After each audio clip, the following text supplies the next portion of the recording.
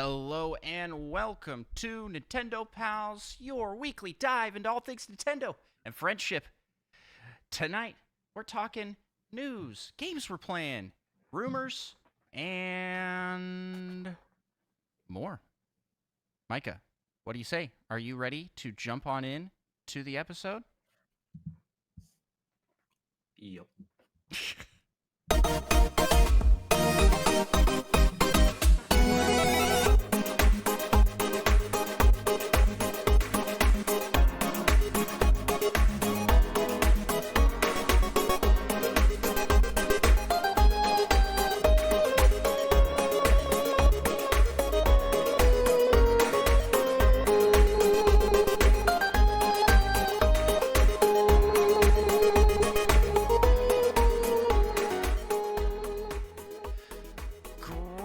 Fellow Nintendo Pals, my name is Andros. I'm one of the hosts of the Nintendo Pals podcast.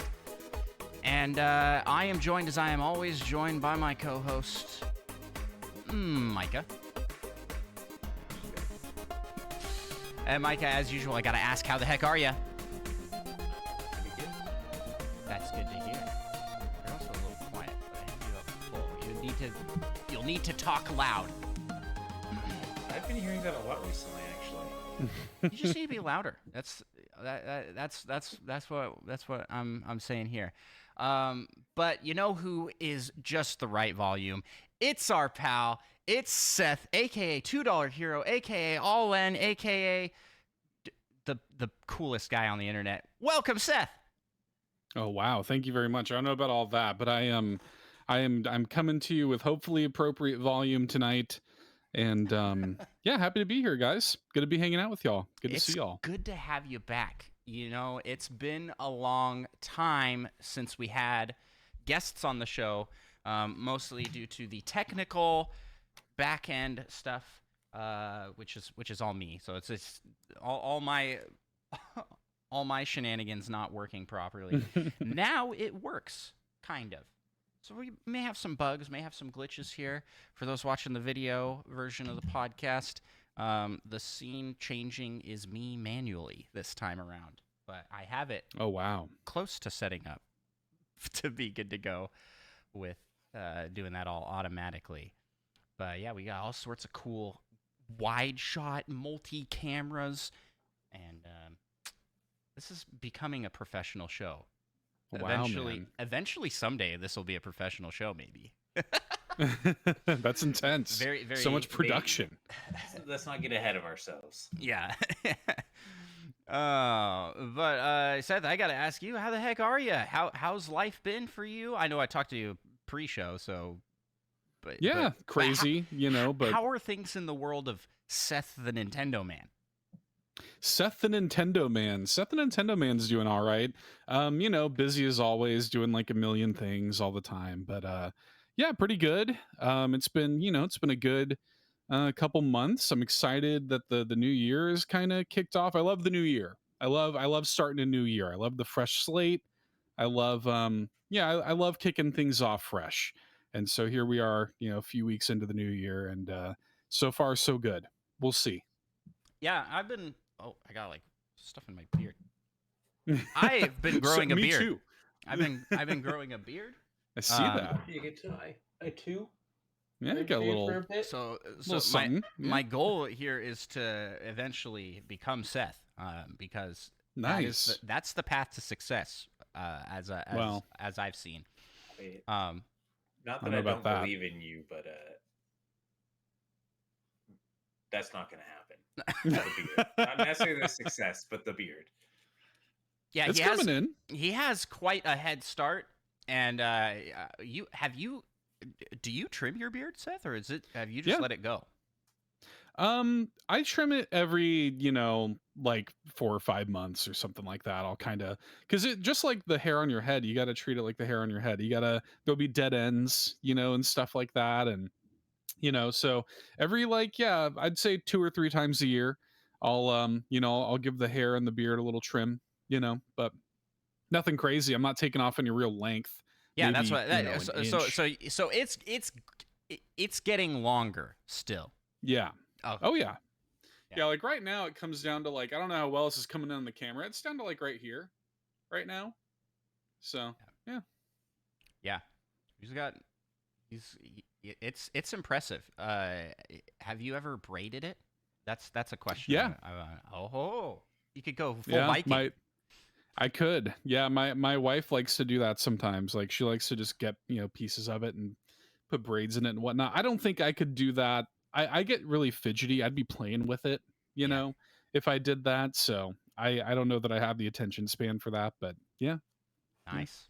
Well, this is a lot of beard talk here, and I don't want to make Micah feel left out Oh, I mean, with his shaggy wait, beard. what are you talking about? I got it there. We I gotta always come refer in. to Micah as Shaggy from Scooby Doo because he just grows like the patch. Yeah, I can see that. Now I'm just like a villain. I just grow the goatee. Man, I am honestly so jealous. If I could choose to not grow any facial hair, I would take that choice because I hate shaving. I mean, that's why I've like kind of. I hate shaving is too. terrible.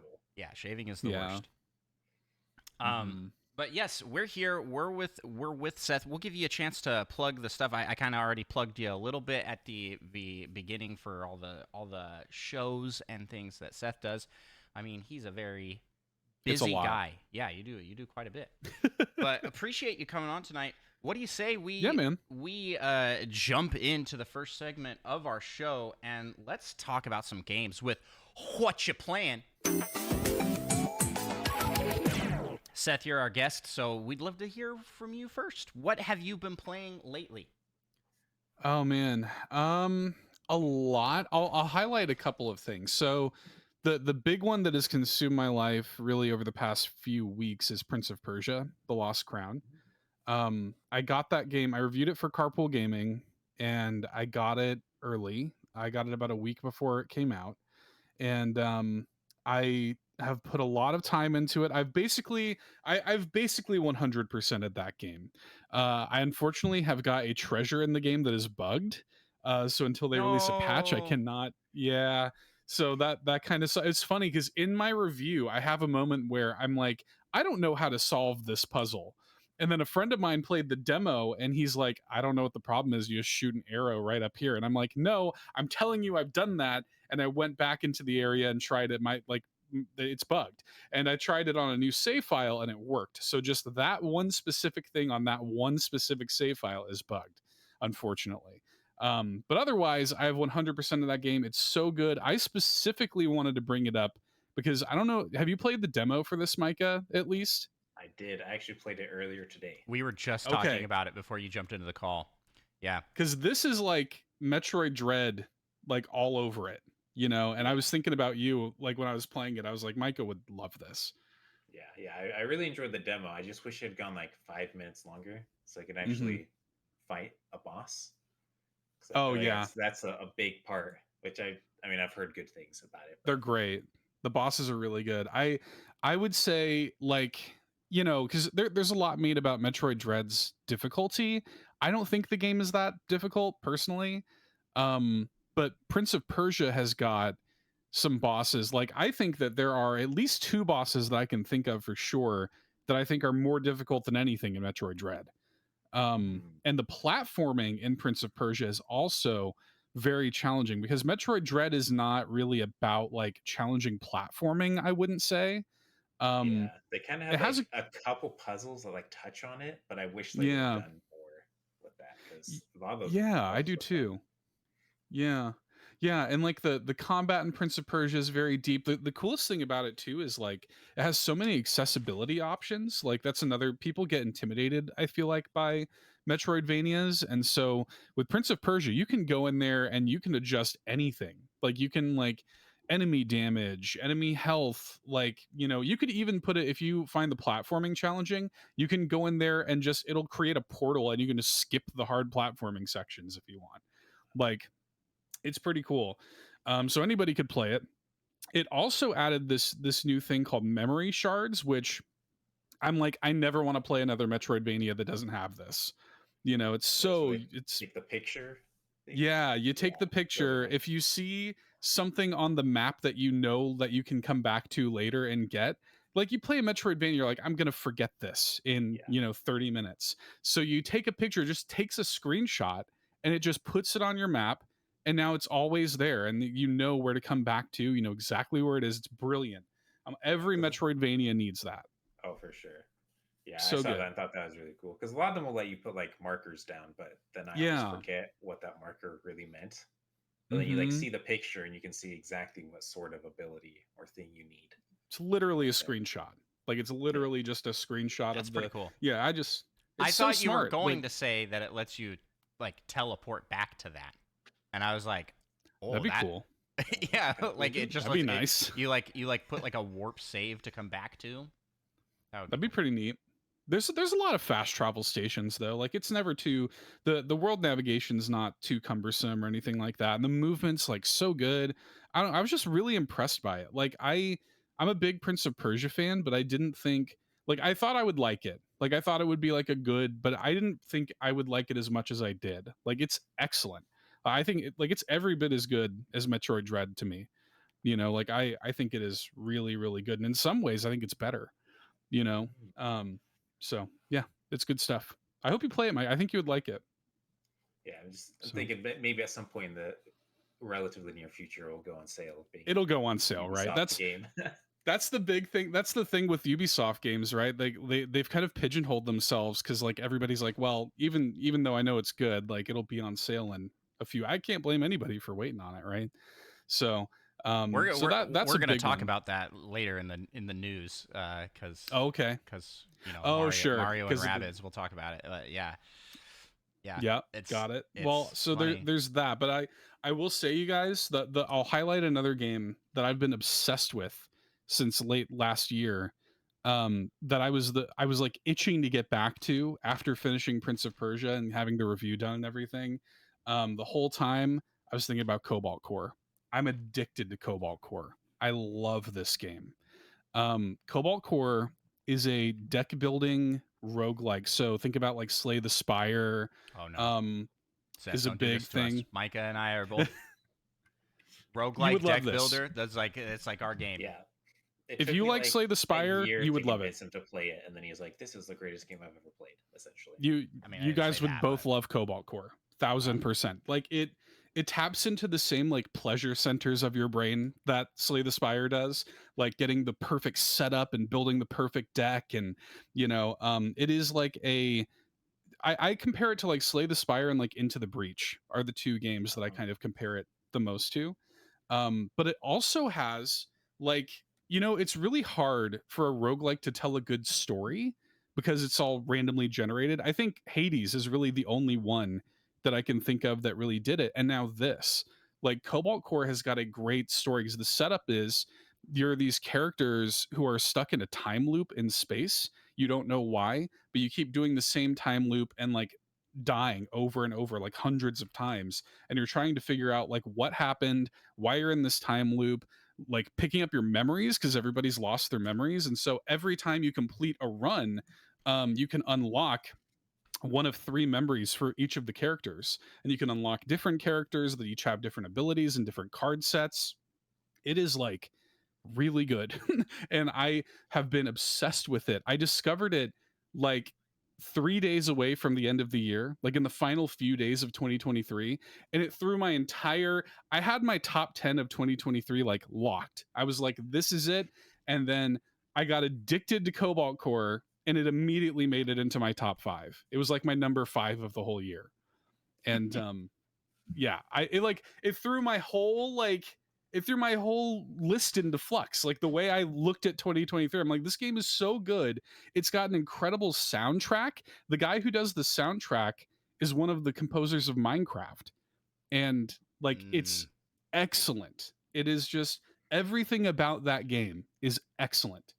I've been evangelizing that game as much as I can because it's one of those like hidden gems that I feel like a certain group of people, Slay the Spire fans, Into the Breach fans, like you would become obsessed with this game if you played it. It's so good. Well, time to go pick it up. It's excellent. Yeah. I will always take a Seth recommendation, and this sounds like my kind of game. Dude, it's so I've been hooked on it. I'm to the point where I only have 2 more memories to unlock, and I can see the end, in sight, and I'm a little sad about it. But those are the 2 big ones. I'm playing a lot of like little stuff here and there, and like stuff for like content on the All In channel and stuff like that, and but those are the 2 ones that have like really kind of commanded my mind share over the past few weeks. So Well, nice. Yeah, sounds like a lot of fun. good stuff. Micah, let's rock paper scissors to see who goes next. Okay. Since we have video working here, on shoot, rock, paper. You can't say on shoot and then immediately start going. Okay, ready? Okay, yeah. Ready. Changes my whole strategy. If I win, I go. If you win, you go. Sure. Okay, ready?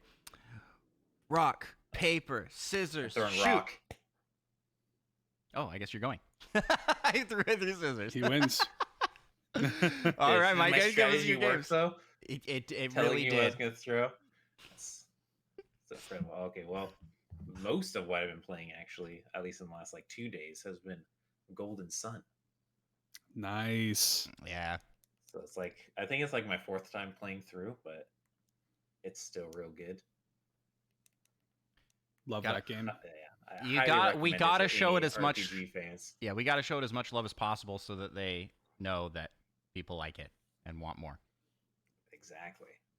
I even got curious and I looked up some like reviews because there'll be like more reviews coming out now.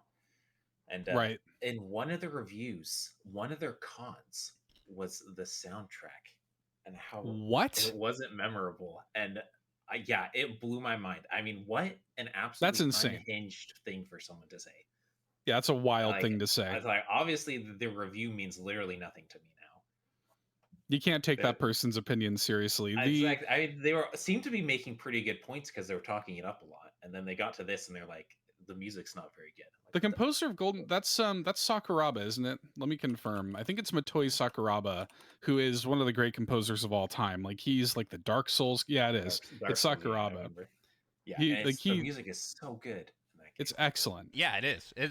I haven't played the games, and I know that the soundtrack is phenomenal. It's so weird. Yeah. But yeah, so if you see their review, don't listen to them. The music's really good. PSA there.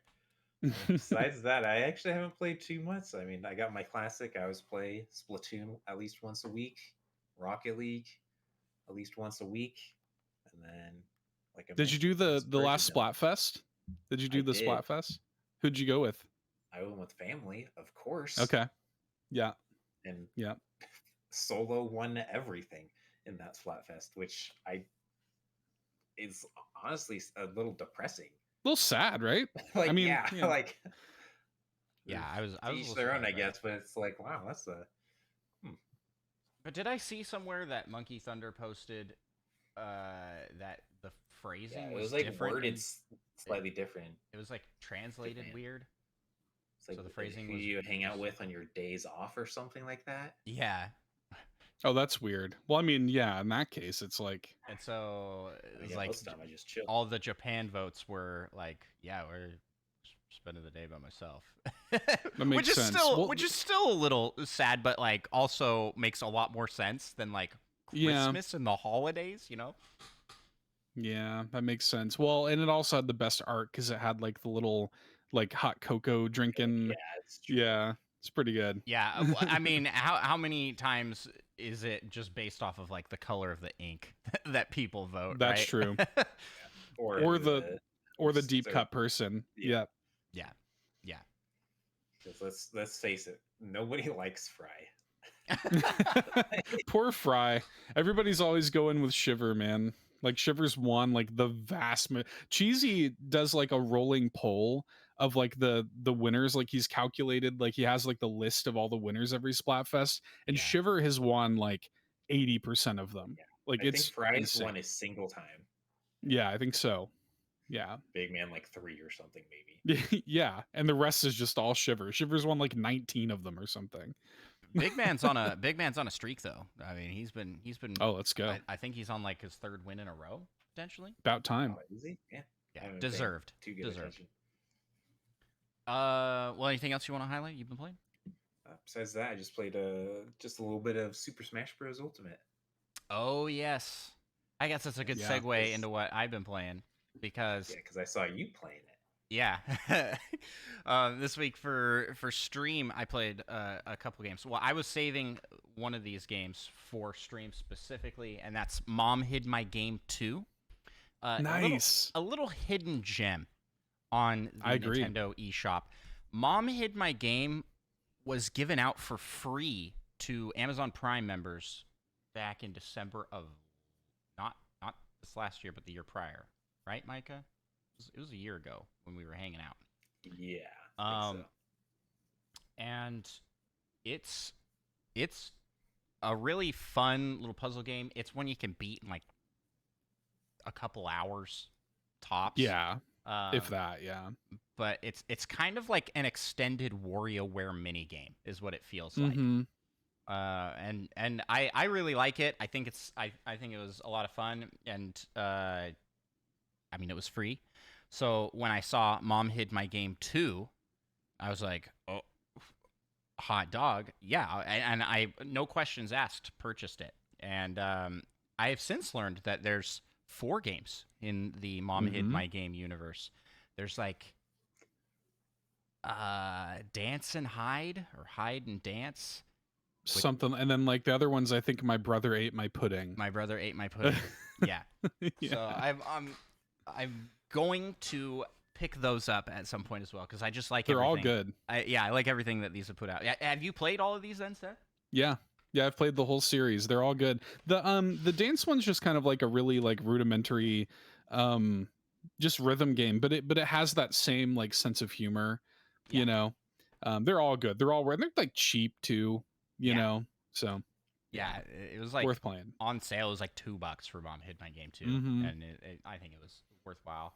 The ending always gets me of these games like that one. I did tear up a little bit at the end of Mom Hid My Game 2, which is very silly, but it's because I'm a dad and I hide my kids' games, like parents do. I'm just kidding. But that was a lot of fun. And then after that, as Micah alluded to, I played some Smash Bros. I was trying to see how many level 9 computers I could beat at once, and the answer is 1 so far. Because I was not able to do any greater numbers, and at the end, I got pretty close on a couple rounds to doing, like, what I ended up doing was me versus 7 ice climbers. So 14 level 9 computers. Which actually slows the game down a little bit. Oh, yeah, I bet. Yeah, it chugs. But it was fun, and I want to go back to doing that challenge and complete it. But I had to stop because you're a quitter. Because it was so late at night, or early in the morning, as some might say. I was like, I gotta quit. I gotta stop. But it was a lot of fun. Smash Bros. Ultimate, great game. Still a great game. Besides that, I played a little bit of Fortnite, specifically the festival mode. I just have gone on every once in a while to see if there's some like new songs to play, because I actually really enjoy festival mode, and I gotta try it. I just want like a Guitar Hero-esque, Rock Band-esque game, and that kind of scratches the itch enough.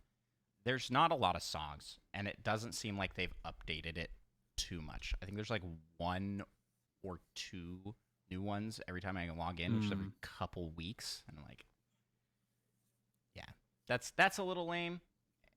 I feel like this whole new chapter of Fortnite, they launched with like a 4-prong, like we have Fortnite's now 4 games.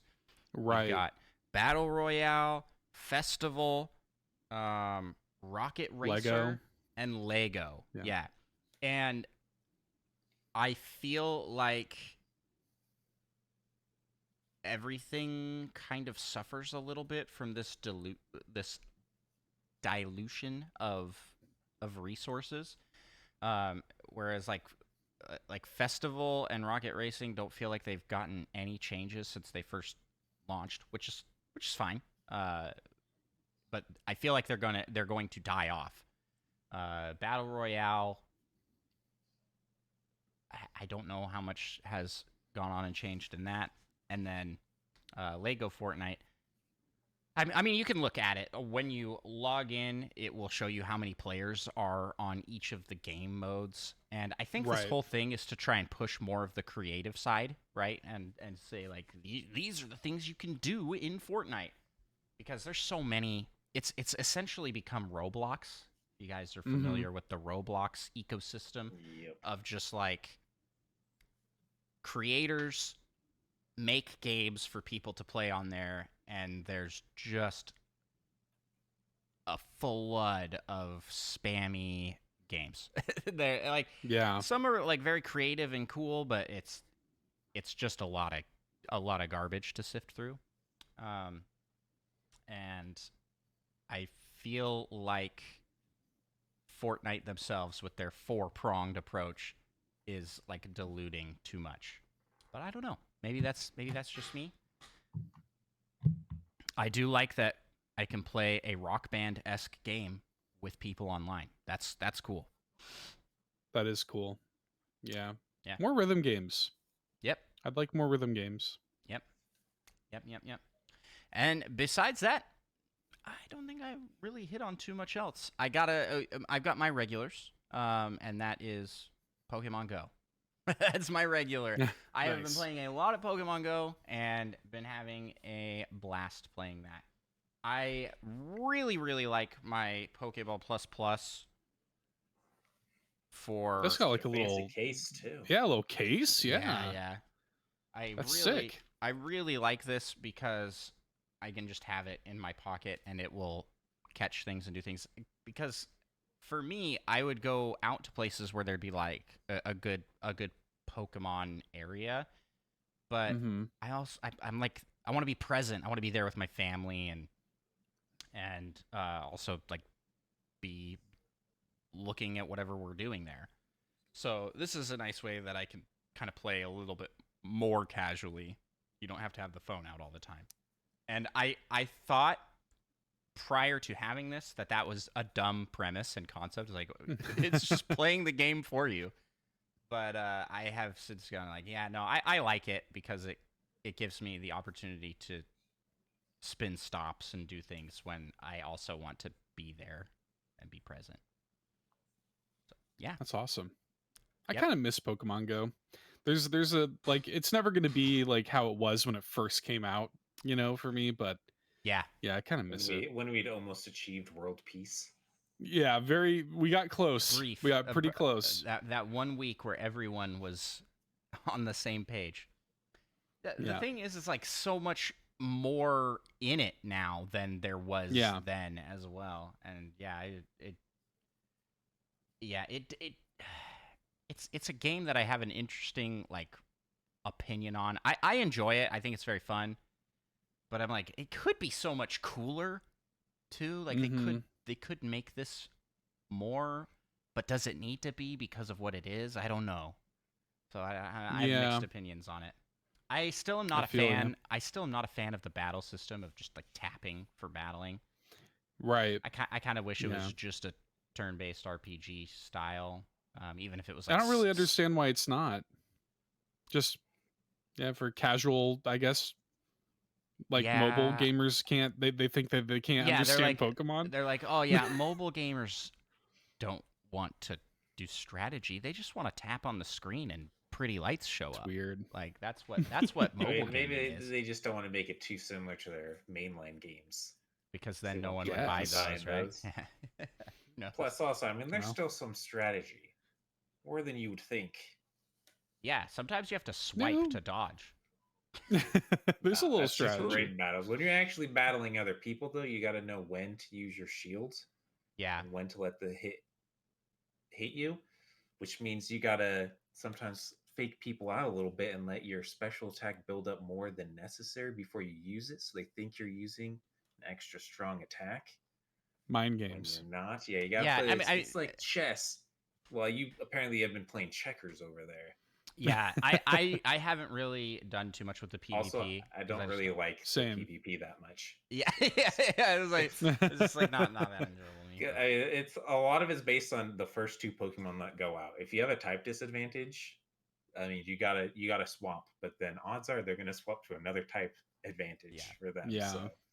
Can I have a rant here? Not specific to Pokemon Go, but can we outlaw bad shinies? You know what I'm talking about. The ones that where it comes up, and if it didn't have the little effect, you wouldn't know. Like barely different. And you're like, those suck.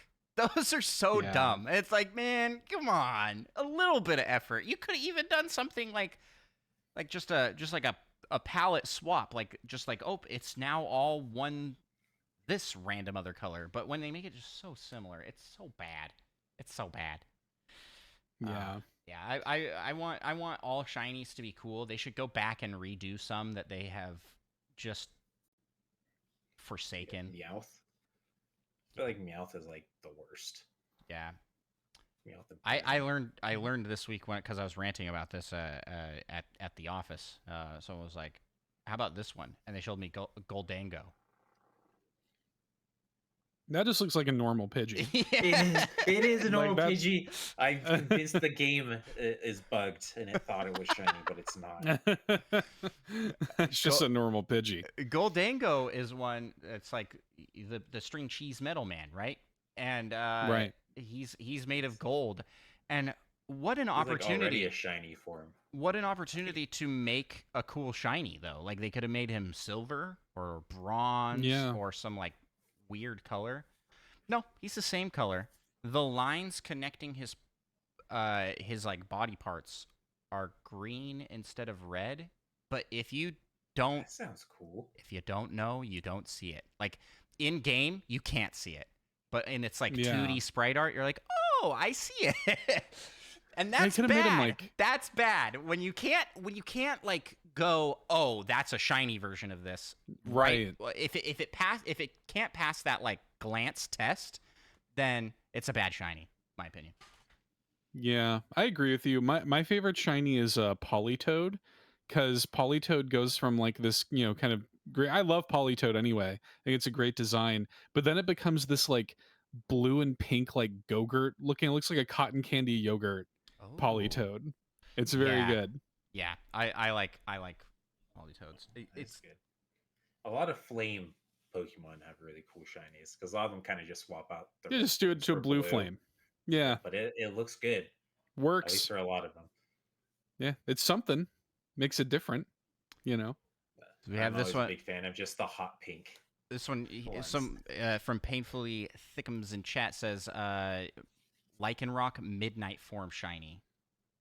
Oh. I am looking that up on the Google side this. Now. Yeah.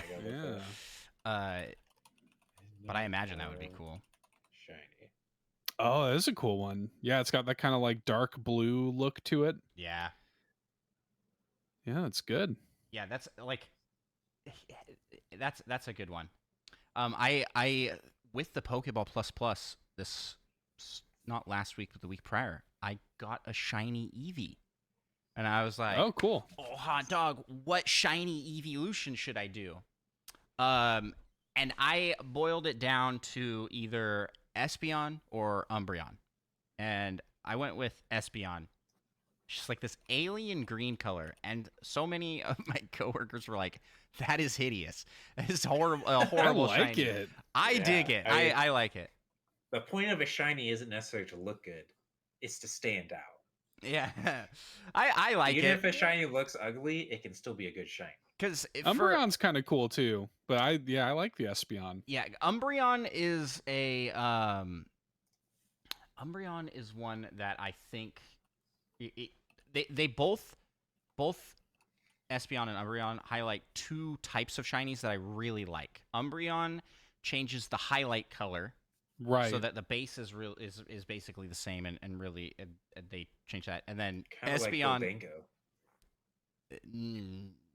yeah, except he doesn't have highlights. It's more noticeable though, because like Umbreon's design is so simple that like the lines in the so they really yeah. stands out. Yeah. And then Espeon is a just completely wild color swap of like the entire Pokemon, and I like those too. Like like the red Gyarados or the Charizard, where it's like when they just jump across the color wheel.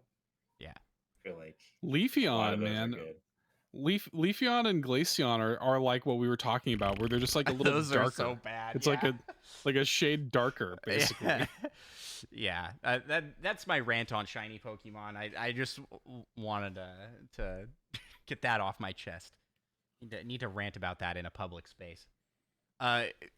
So thankfully, Thick also asked, do you guys think that there will be any more EV evolutions in the future? There needs to be. Where's my dragon evolution? Yep. Yeah, I mean, how many types have they covered so far? I mean, it's been a lot of them, but we don't have. We're missing what? Dragon, steel. We're missing steel, right? Flying, ground, rock. Do they have like any of like? Oh, they have grass, I guess. Which is we don't have ghost either. No ghost, no rock. Yeah. Yeah. Cool. Do them all. Yeah, I think they should do every type, right? Like that. Mm-hmm. I mean, they've already come this far. Yeah. Yeah, that's the whole point. It's supposed to be, it's supposed to evolve into all these different forms. Yeah, it's a little weird because the latest one we've had is what, Sylveon? I think so. Which was like X and Y, I think it was introduced. So it's been a minute. Yeah, it has. It has. And Eevee's so popular as well, Mm-hmm. It's like any way that they can... what the Pokemon Company has with Eevee is like the dream scenario where it's one where lore-wise they can go, new evolutions because of XYZ or whatever. Whereas other Pokemon that they want to give a new evolution to, they may have to completely change lore. Like, oh, these are their Alolan forms. That's how we got a new one. Right. Or Mega. So I think Eevee's a great design in that regard. Yeah, no kidding. I'd love to see that. I want my Dragon Eevee. Yeah. I want Dragon That's Eevee. The big one I want. Yeah, that's for sure. Well, that's all I've been playing, and I think that'll about cover it for what you're playing. So why don't we jump out of what you're playing, and let's jump on over and talk some Nintendo news. Alrighty, and in the Nintendo news, we have a lot to cover because we didn't record an episode last week due to some scheduling conflicts for me. But let's dive on in. First off, we have gotten some more footage of Mario vs. Donkey Kong through a brand new trailer. And I'm curious to hear, Seth, your thoughts on the Mario vs. Donkey Kong series. Did you play these games originally? I have not tried this series, so I don't have a huge desire to pick this one up. But sure. Are you a DK94 guy? I didn't have DK94. Didn't play it? No. Yeah, but I've heard it's very similar, right? It's totally. Like that first Mario versus DK game is basically DK94 too. Like it is very, very similar. So if anybody listening is a fan of DK94 on Game Boy, and you should be, it's wonderful. It's an excellent game. These are like I mean, they're puzzle games ultimately. But it also has like Mario's moveset, with the exception of maybe Odyssey. Like Mario's moveset in those games is weirdly robust. Like you can do like, handstands and like various types of jumps, and you can do all this crazy junk with Mario, and I kind of like that about it. But they're also these really like kind of concise like single screen puzzles. So it also has a little bit of that like Captain Toad energy to it also. And I really like I've only played, so I played the first one, and then they did one, was it like March of the Minis or whatever, the one that was a dual release on Wii U and 3DS? I remember March of the Minis. I played that, and I liked it okay. It was similar, but they scaled back a lot of the more simplistic, nature. Like this first one, I think is a really good sort of crystallized little thing of just like, yeah, just like these single screen puzzle things, and then also working in like the sort of, DK flavor to it as well. I like that in the new version they're adding like new levels and stuff to it too, which is cool. I think it kind of like justifies its existence a little bit, because I thought it was weird. Like I thought it was a weird one to remake originally, because when they first announced it, I'm like, are they just going to do nothing to it? But they are, like, they're adding like new content to it and stuff. So that has me a lot more interested. So I'm going to pick this one up. Nice. This is one I think I'm going to wait on. I'll see how it reviews and yeah, see how I like it. I mean, I enjoy Mario. My kids needs a love demo. Mario, so. Needs a demo.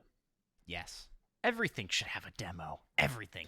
Yeah, I was a little surprised. Like, just all the good games.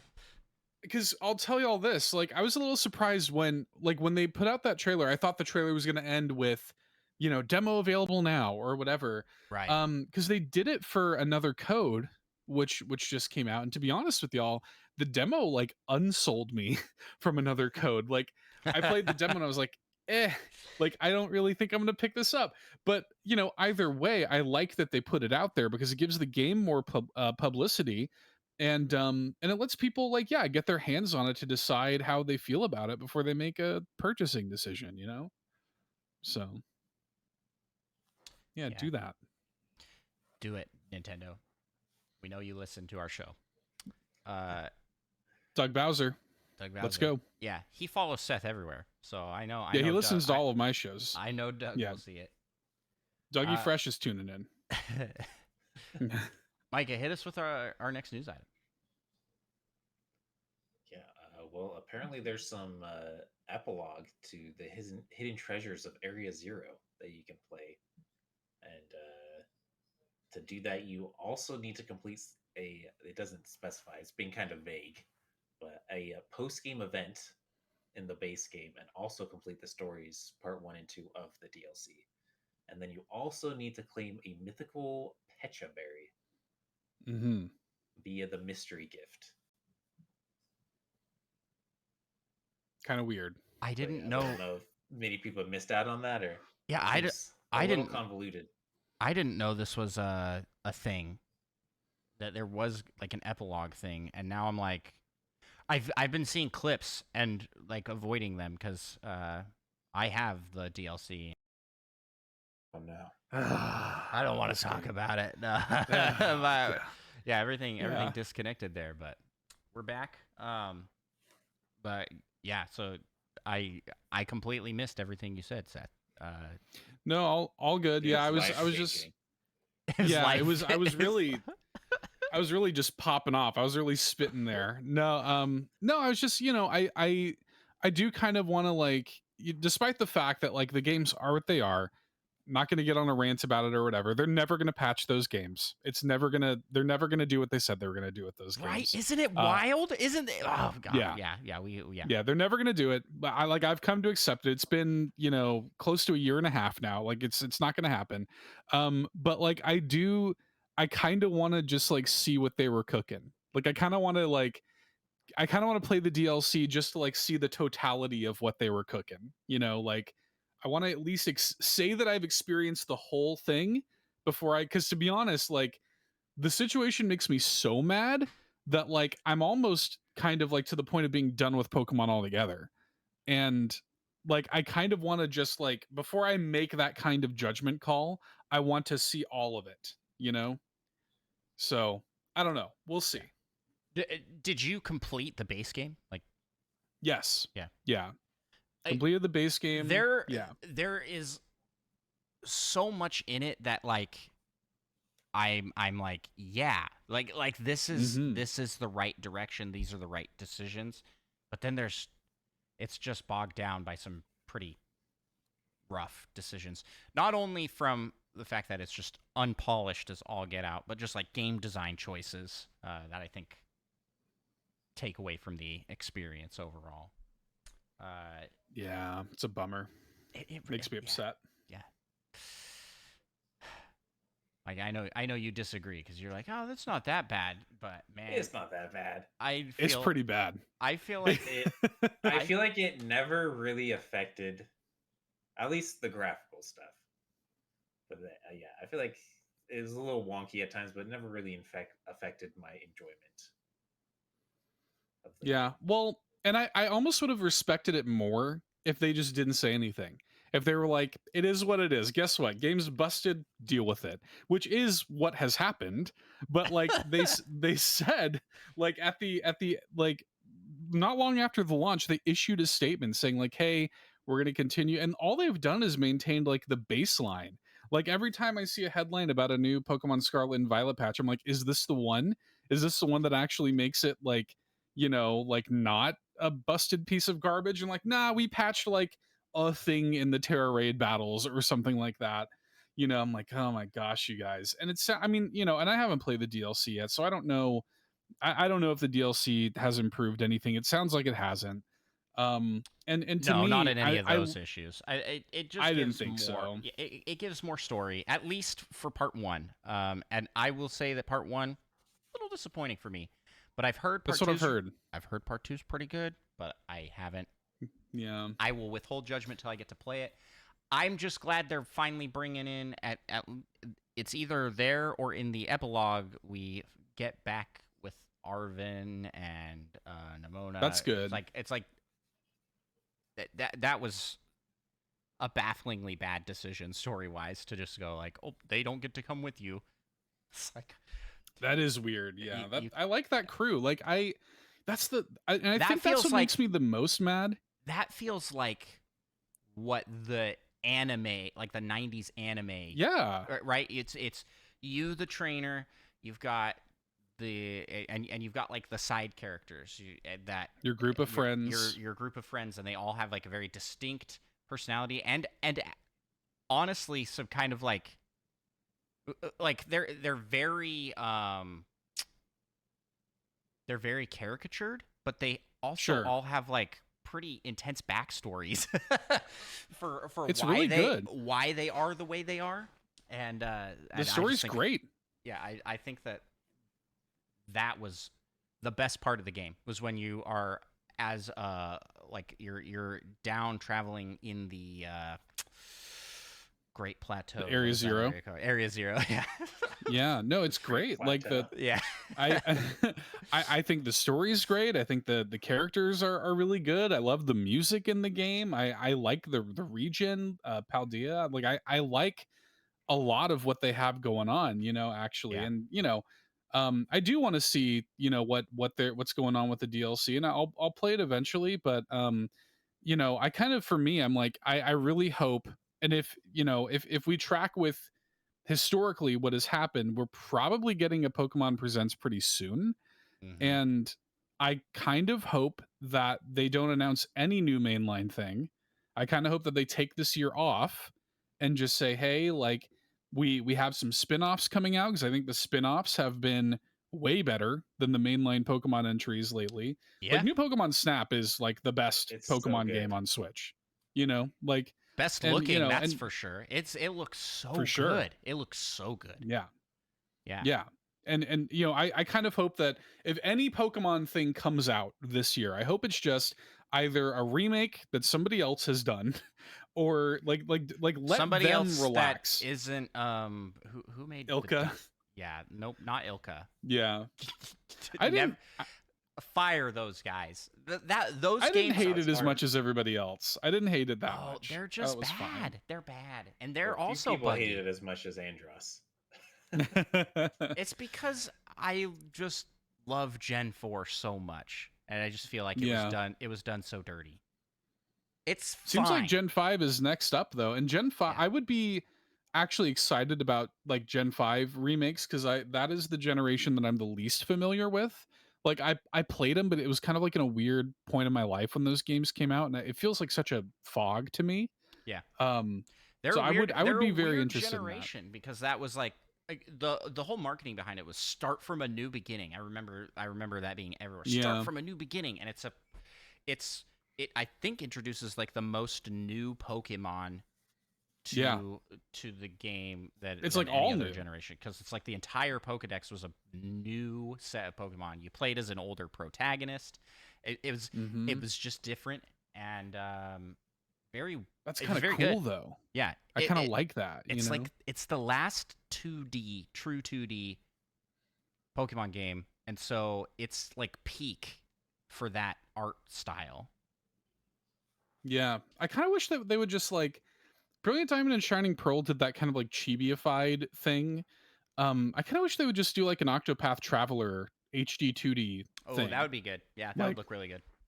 That'd be pretty sick. I don't know. Yeah. Well, this turned into a spin-off conversation about what we want from Pokemon, but hey,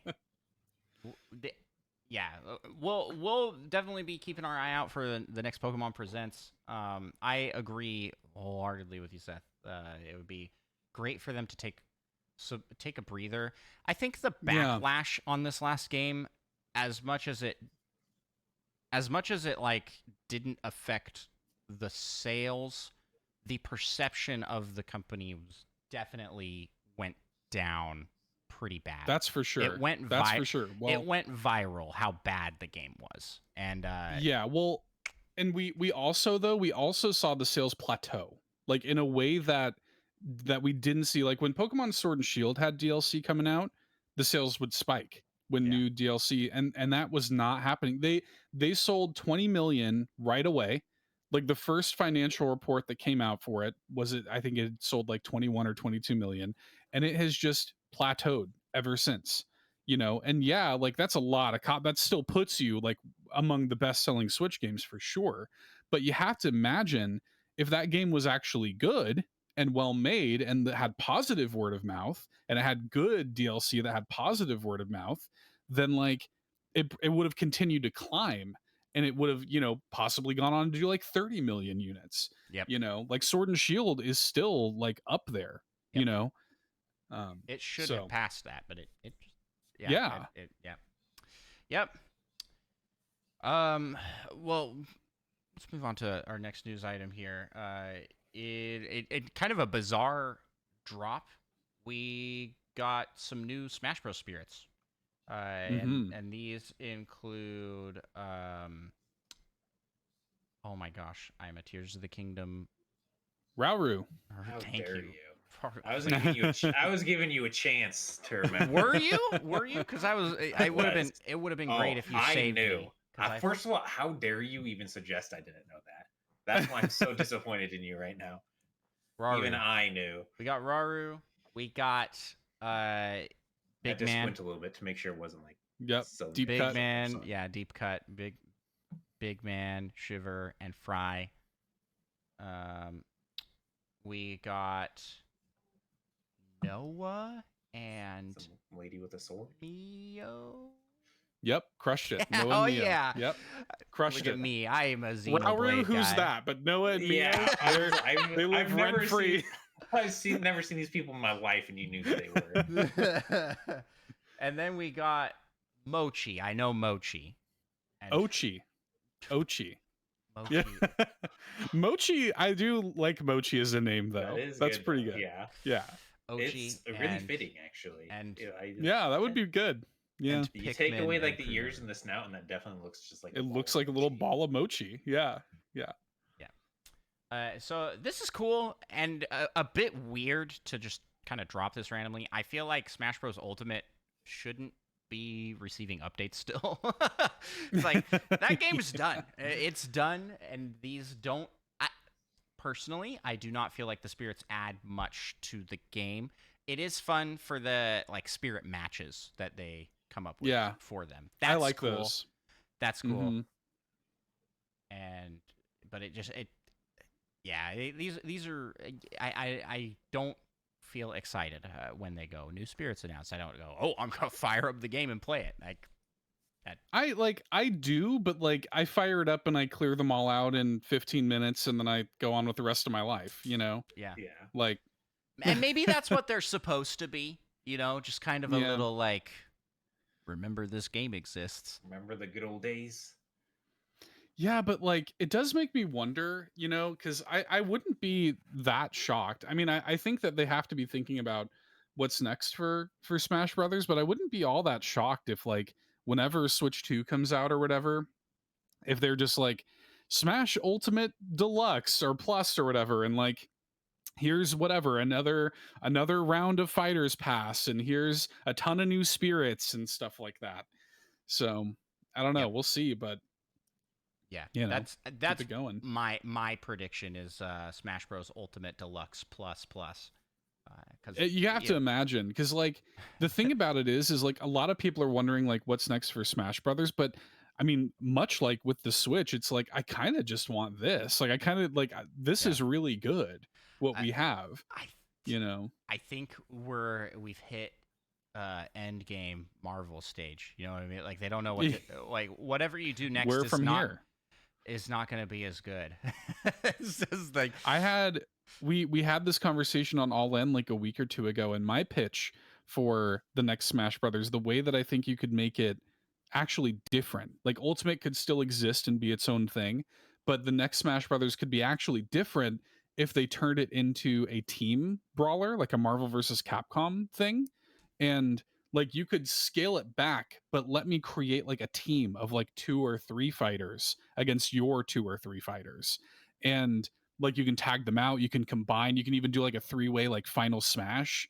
It'd be pretty sick. And I think that like you could have a more focused roster that way, because you're not going to get bigger and better than than Smash Ultimate's roster, but you could hone in on the roster but still make it feel big because you can have all these different combinations. That'd be really cool. I would also like to see them bring back custom moves from Smash 3DS and Wii U, which I feel like was a really neat idea. Like these unlockable custom moves that could like totally change the way those moves worked, and it just didn't come back. And yeah, I don't know, like I think there are things you could do. You don't have to like necessarily you know turn into a different genre or something, because I've seen a lot of people say like I think it's going to become a an arena fighter or like Pokken tournament shooter. or something. Yeah, it's like you don't got to go completely back to the drawing board. we go Overwatch but with Nintendo characters. Yeah, Actually, right. I that would actually be sick, like a 3D fighting like it would have to be like third person. Like, oh man, that'd be pretty fun. But it wouldn't be Smash Mario Bros. Throwing fireballs out in first person. Yeah, it wouldn't really be Smash Bros. But I guess I want more crossover games. So yeah, I'm all. I do too. Yeah. Did I hit that news item or was that you, Micah? I've got a news item. I'll share it. Let's talk about Ubisoft, and let's talk about Mario and Rabbids rising in sales. This comes from VGC. It's an interesting article. It's after a year of being branded a flop, Mario and Rabbids sequel is steadily selling. And I think this just leads credence to what everybody said, was that because these games go on sale so steep, and you see it all the time for Mario and Rabbids Kingdom Battle, it's you see it on sale all the time, that when this new game comes out at full price, even though it is worth that price, it's great. I love that game. People look at that and go, it's going to go on sale, so I'm going to wait to pick it up when it's on sale. I find this really interesting, that we've gotten that because I remember Ubisoft coming out and going, yeah, this didn't do as good as we wanted, and now I think it passed up like 3 million in sales, and yeah, it's like, man. Micah, I'm curious to hear your thoughts on this. What do you think about this situation, and how do you feel? Well, I think it's kind of a mistake for Ubisoft, like a long-term mistake for them to discount their games so much, because I mean, it gives the game like a quick boost in sales, which is a good thing, but then everyone comes to expect that you're going to drop the price, and it leads to people not buying it. And, like, right. 'cause even like they might be like, well, I'll buy it later when it's dropped in price at some point, but then maybe 6 months, a year out, they have other games to play and they just never get around to getting it. So it might like. Are you speaking from personal experience? No, I'm still planning on getting it. I'm just waiting for it to drop even lower. Exactly. That's the other kicker. Not only are people paying like a third the price for it, so they don't get as much money from the sales, but some people just might not buy it at all. That's what I was going to say. How many of those 3 million sales were for like $15? You know, like that's the thing ultimately is like it might have like the numbers on its side, but I don't know if the dollars are on its side at that point.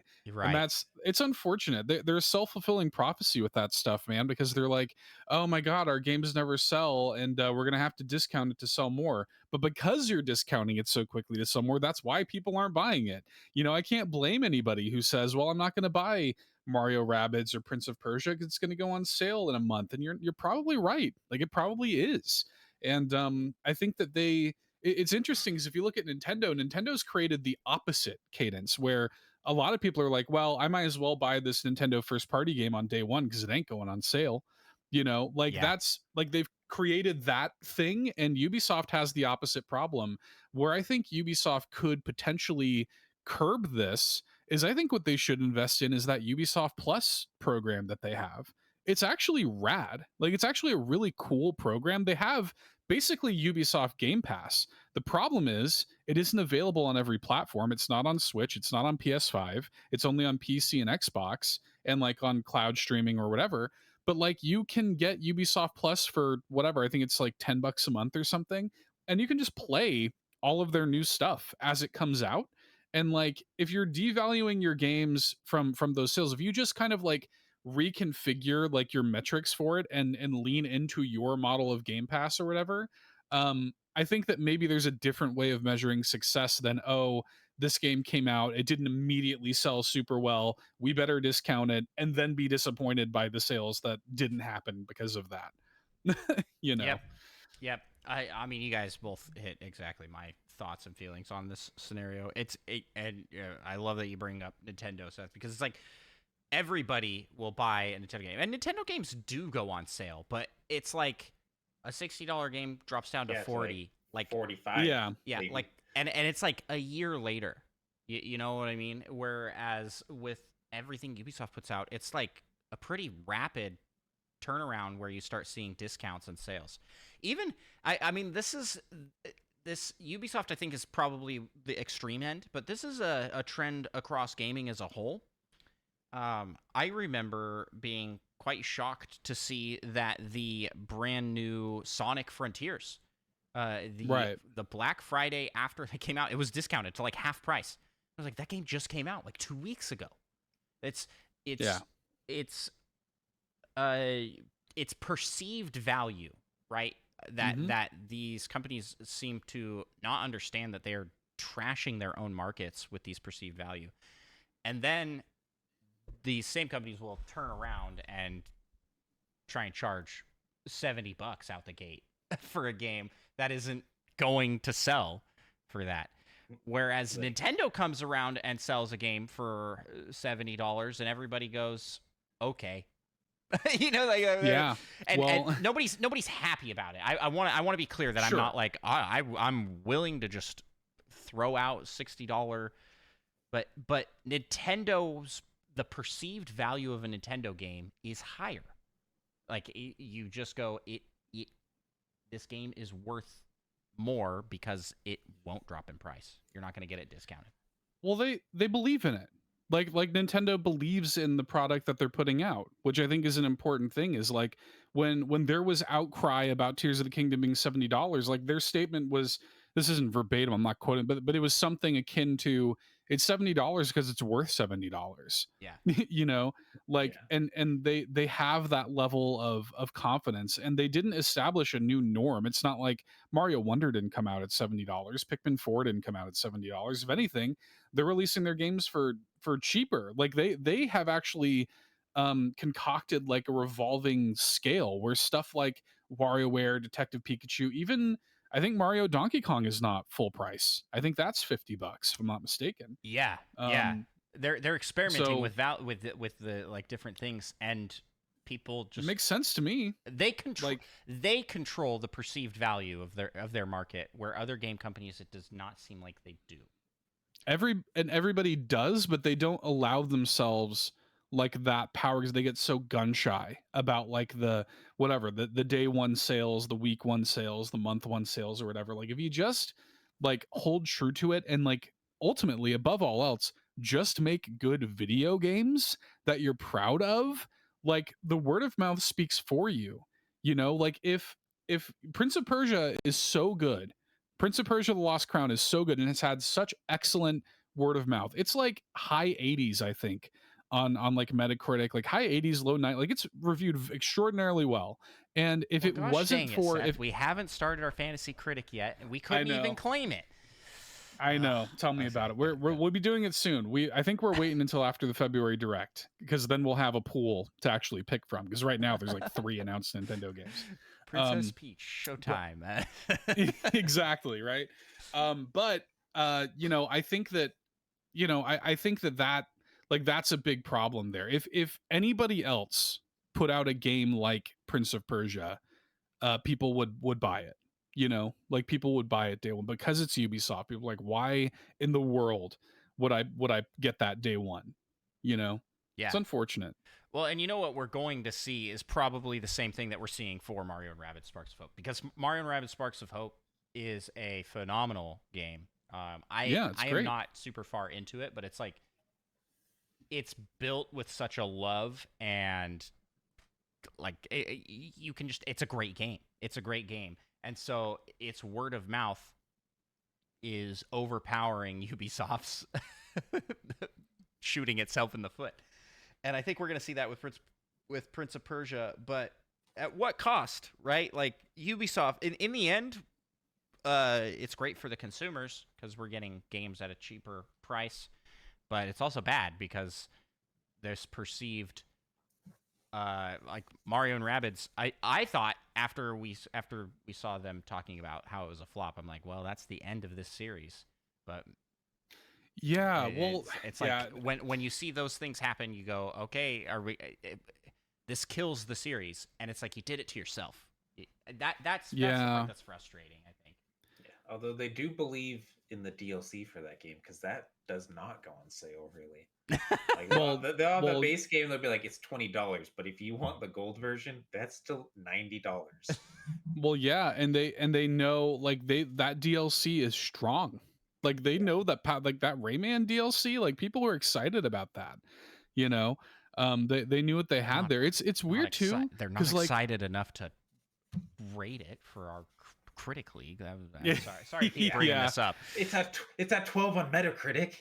yeah, I know. Or 82, I should say. 12 points. I was like, whoa, Micah, we don't want that. What are you talking about? We don't want to lose all those points. Hang on now. Yeah, well, it gets into weird like socioeconomic stuff too, because like there's also there's definitely like a sort of wait for sale mentality with the modern gamer because the economy is so bad and because like people, you know, money is precious and video games are expensive. And like so you're, you know, this is a premium leisure hobby. This is a luxury hobby. Yeah. Video games are expensive and people don't have that kind of disposable income. So people are much more willing to wait on a sale. And that's how you get the popularity of like these, you know, your Deku deals and your Wario 64s and, you know, and stuff like that. And that's how that stuff kind of comes into popularity. And so it all creates this sort of wait for sale culture. When you really think about it, when you really truly think about it, it's like you got people who are waiting like 2 years to save $20 on a game. You know, it's like just don't go to like McDonald's this week and like you can make up the dip. You know what I mean? Like it's kind of. But if you've already got games to play, then I mean you're not really losing out on things to do, I guess. Totally, totally, and you got to do it make sense with you. I can agree with that. Like sometimes it doesn't make sense to wait that long for that amount of savings. yeah. So it's just, but I totally get it though. It creates, because like, you know, it does definitely create like a little bit of like a wait for sale culture. There are games that like I don't know if I'm ever gonna play, but if I see it on a deep enough discount, I'll grab it. You know what I mean? Like if like I don't know. I've probably got, 50 games on my Switch, like backlog or whatever. And that creates a whole other subculture, the backlog culture. That's a whole other thing. So it's created all these weird little pockets of like video game subculture that I think is interesting. And I think that like, yeah, like it's a socioeconomic issue at the heart of it. And it's interesting to pick apart because Ubisoft, I think, kind of becomes like the sort of punching bag for it, and justifiably so. But like they're in control of it, and I think that like the options for them, if they don't just keep going down the same course, the options for them are to get acquired, which I think is a real possibility. Or like, yeah, like rethink your measure of success. Like you have to completely reformulate. Like I really do think that if they had leaned into and invested, heavily into Ubisoft Plus and made it a viable like Game Pass competitor, or lumped in with Game Pass or something like that, it could be an interesting thing. But like the fact that it's not even, I can't even do it on my Switch or my PS5, like, because I thought to myself, well, maybe I'll just play this on my PS5 because Ubisoft Plus is on there, right? No, it's not. Like, that's crazy to me, And so, where is it? Be confident. It's like, that's yep. So, well, thank you guys for sharing your thoughts on this one, because I think it's interesting. I'm glad to see the game is coming out like a phoenix in the ashes. Hopefully, it deserves it. We'll see it grow and grow. Mike, I think for our last news item here, do you just want to hit the top 20 best-selling games list? Let's do it. All right. So to close out our news coverage here, I just wanted to throw out this list here. So this is a ranking of the top-selling games on Nintendo Switch. This includes physical and digital as what's publicly available. So we have digital on one of them. It says it includes digital, but then they have the asterisk thing that's digital sales not included. It's on all of them except Hogwarts Legacy. Yeah. Oh, yep. Is it the NPD or whatever? Yep. Yeah, it's because Nintendo first party, they only report physical sales to the NPD, and so it's always like incomplete data. It's always weird. But it also still, with just that, outsells everything else.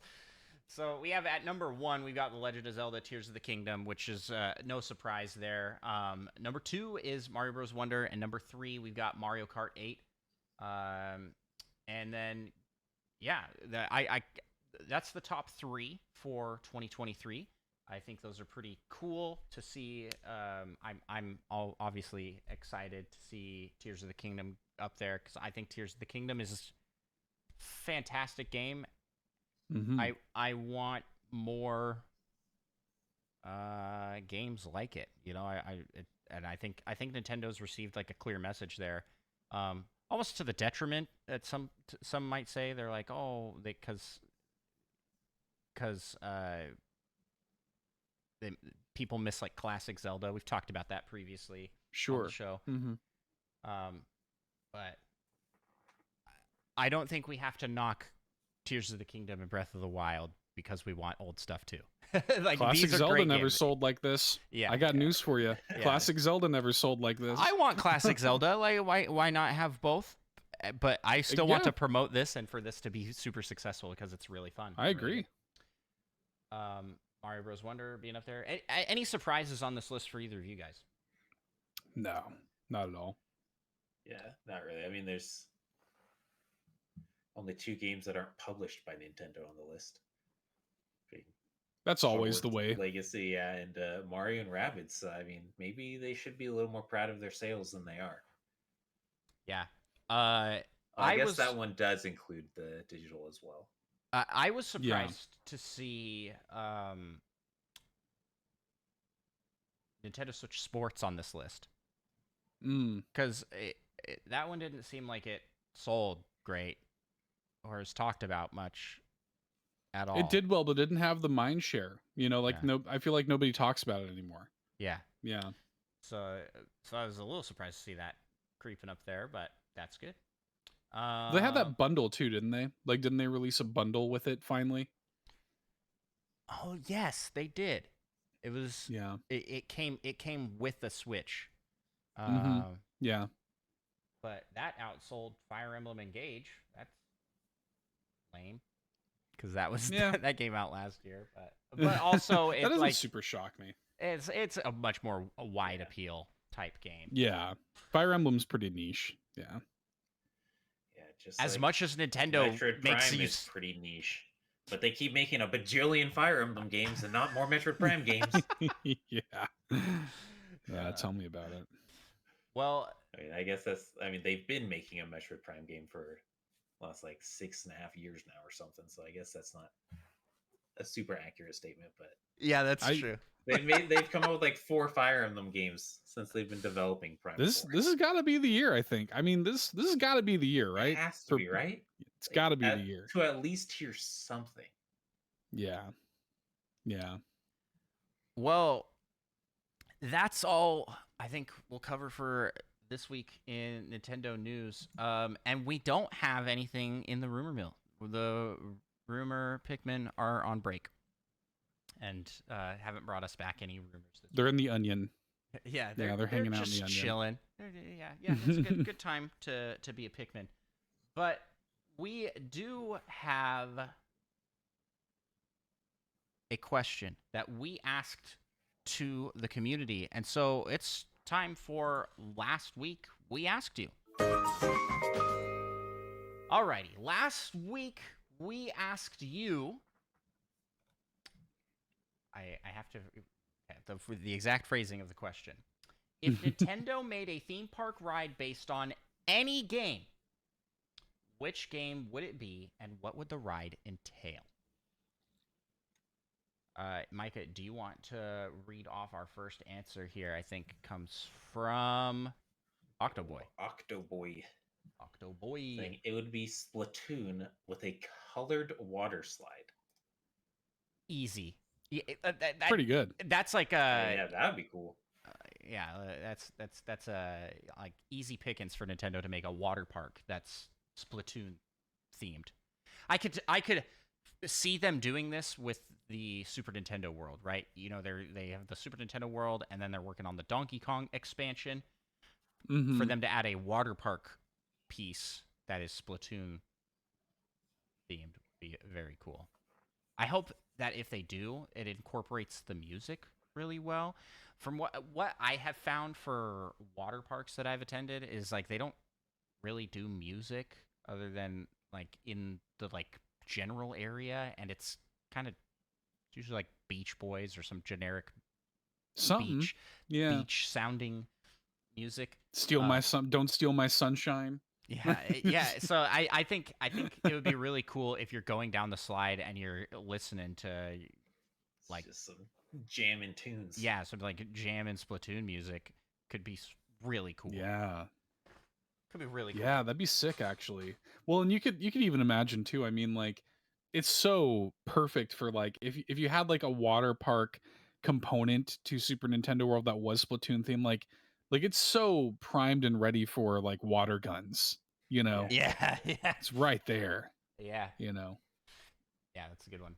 You could even have the ride like kind of side by side with the other team or something. You could just be like blasting each other with. Okay, they do that. They do that thing at Disney for like I think there's a couple rides that do that where it's like a competition. Tron does that, but it's an illusion. It's a mirror. What would be cool too? I don't know how this would work. I'm just spitballing this. I don't know what the logistics of this would be, but what if how they have those like water, like those like bath mats and stuff where like if you put water on it, there's like a pattern under it or something like that. Like what if there was a way to make it so that when you shoot the water, like the floor is made of that and it could like look like, even though it's water, it can look like ink on the ground. Yeah. Yeah. That'd be kind of neat. That would be really cool. Yeah. Or it's just the first water park to incorporate a colored water for all of the actual park. ink. It's just ink. This is the world's first ink park. That'd be horrible. Our next answer here comes from Spotify. Alabeo says, from someone who is addicted to Pokemon Go. This is not an answer to the question. Sorry, Alabeo, but this is what Micah was talking about. Is the free timed research for the winter event? This is from our last episode. This is a comment on that. I apologize. Thank you. Relating to Pokemon Go. Thank you for the correction, Alabeo. That actually randomly reminds me, after 11 months, I finally caught my 5th Surskit for part of a challenge. Finally got him. Good job. I got 4 of the 5 during the event where they had a bunch, and I was like, surely I can get one more easily. It took like 10 and a half more months to see a single one. Got him. Did it. So that was pretty cool, I guess. All right, so I have an actual answer here from Ghost on Spotify. It says a Splatoon-themed ride would be cool. It'd be one of those rides where you shoot things while riding through. So forego the water park idea, and instead we make it like Buzz Lightyear Astro Blaster, or if you've played Midway Mania, like one of those like 3D target games. And Men in Black Alien Attack vibe. Yes. Yeah. And what if it combined it, right? It was water. You're spraying water that makes it look like ink, like Seth has, but instead of it being a water ride, it's a arcade shooter ride. That would work really well. Yeah, that'd be sick. That would work really well. Thank you for the answer, Ghost. Micah, hit us with our next one from Discord. Yeah. Dan from Retro Logic said, a while back, Disney World had an experience based on A Bug's Life where you explored an area that made you feel tiny. So it had huge blades of grass, rocks, and gigantic sandbox toys. They said they want that, but for Pikmin. Good call. It's a great call. They used to have the whole thing and then convert it to Pikmin things. It was called Bugs World. I'm a big Disney fanatic. Parks wise, anyways, like Disney parks. I grew up going to. Are you sure it wasn't called Bugs Land? Yeah, it was Bugs Land. Bugs Land. I only know that because your comment said, "Dude, Bugs Land was awesome." Yeah. Well, hey, so I was right. One of those answers is right. Bugs World, Bugs Land, and yeah, there was a really cool ride where you rode. I think the caterpillar's name is Heimlich. Yeah. And you ride around through foods, and it sprayed this like mist of smell for the food that you were on. That's cool. Going through like a watermelon, and it smelled really watermelony. And I remember as a kid thinking like, "This is mind-blowing 4D technology." Like the ride goes so slow. It is not a very great ride, but it's like stuff like that was just really cool, and just being in that shrunk down perspective. They used specific plants that kind of look like giant small plants, like bamboo, to kind of mimic grass, just like these like big huge leafy plants to kind of look like grass. And it's just really fun to be in like an actual place that's like this shrunk down. Modern Disney, so they got rid of that at Disneyland. It's been replaced with Cars Land. But Disney World has a Toy Story themed area, and it's kind of same vibes. It's just like giant toys and things around you. Pikmin would just be so cool, a cool area. Yeah. I'm like, that's so a great hype. idea. I'm so hype about that idea, Dan. Like they need to do that. Did you know that Pikmin are there in the parks? Yeah, they're hiding out. Universal. That's like their hidden Mickey. Yep. Hidden Pikmin. Miyamoto showing his favoritism once again. Next answer here comes from Cockapoo on Spotify. An original 3D Mario game that you play in the ride. So that could be weird and interesting. So this is the only way. Like, you just hop in the ride and there's a console and controller. You just, like, play. Yeah, I think it's probably capturing the essence or spirit of 3D Mario game, and it's more of a game than it is a ride. Because I think what you find with a lot of rides is that it's the same experience every time you go on, and at best you get Star Wars does one where it's like the scene shuffles different, like Right. You're flying through your spaceship and it's like, oh, this is slightly different, but you don't really have an effect on what's happening. And I think that's the spirit that Cockpoo's trying to capture here. Yeah. Yeah. They do have that in Super Nintendo World, there's that like Bowser Jr.'s challenge or Yeah. whatever, where like you're casting like a shadow, on the wall basically, and you can actually like get a super mushroom and your shadow gets bigger and you can throw out fireballs and stuff. So that's sort of it. It's cool that they're like playing with that, like that they're thinking about that at all. So yeah, there's probably something there. Yeah, I think so. Micah, you want to hit us with the next answer? Given by Monkey Thunder, a roller coaster based on Kirby Canvas Curse for the DS. Deep cut. I never played that one. Good game. It's the one where that's the one where you like draw. You draw the track. Like you draw the track on. Yeah. And along these same lines, how cool would a Mario Maker roller coaster be? Like it looks like it's like putting the pieces on as you're riding it. Like that'd be kind of cool. Like things like being dragged in and stuff. That would be really cool. I like this idea of a self-building ride, but it's all visual, right? It's an illusion, right? Because it would still have to be like you're actually on the. It's like what they're doing with that with Donkey Kong. that Donkey Kong minecart. Yeah. I'm very excited about that. Where it's like you're riding above the actual track, so it looks like you're doing. Like you're totally safe, but it looks like you're in air, right? Yeah. So I think that's a good pick, Monkey Thunder. Next one comes from Dat Fast John. We got the retro logic gang joining for pitch and answers here. But John says the easy answer is Star Fox. It essentially is already a ride.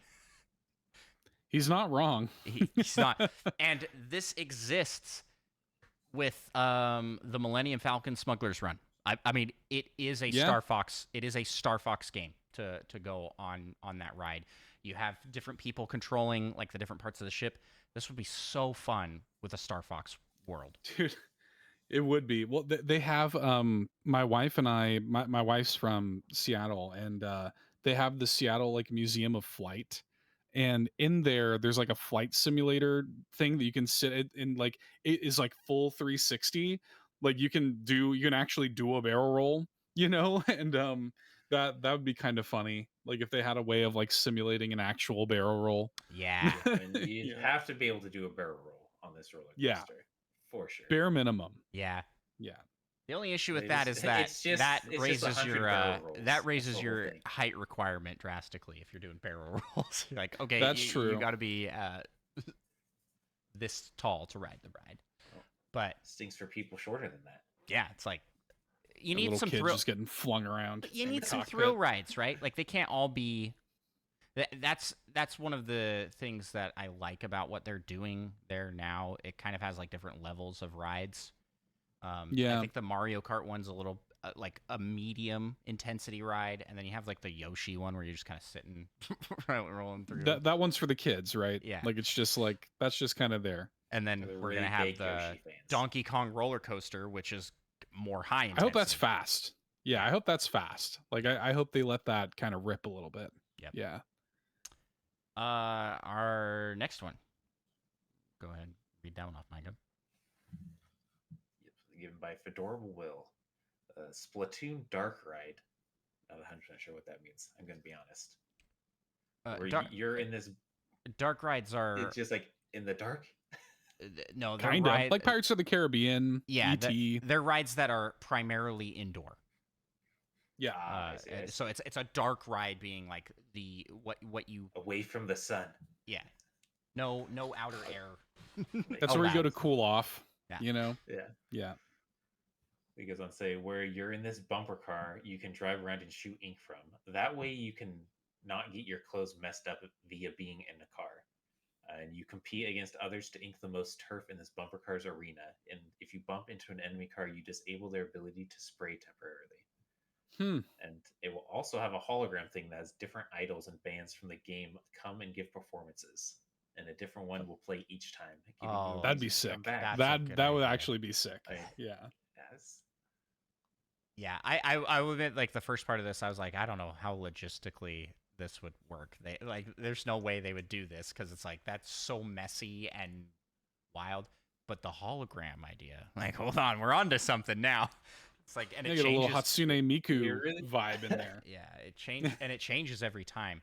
I love that kind of thing, because it makes you want to go back to see what other things you could get. Again, I'm all my comparisons here to Disney, or because frequent to Disney World. Guardians of the Galaxy has a roller coaster, and I think they shuffle through 6 or 8 songs. That are the main song for the ride the whole time that you're on. They're all like, 70s, 80s hits. Sure. Yeah, they're classics. Yeah, kind of the Guardians soundtrack. Hooked on a Feeling. Yeah. Yep. Do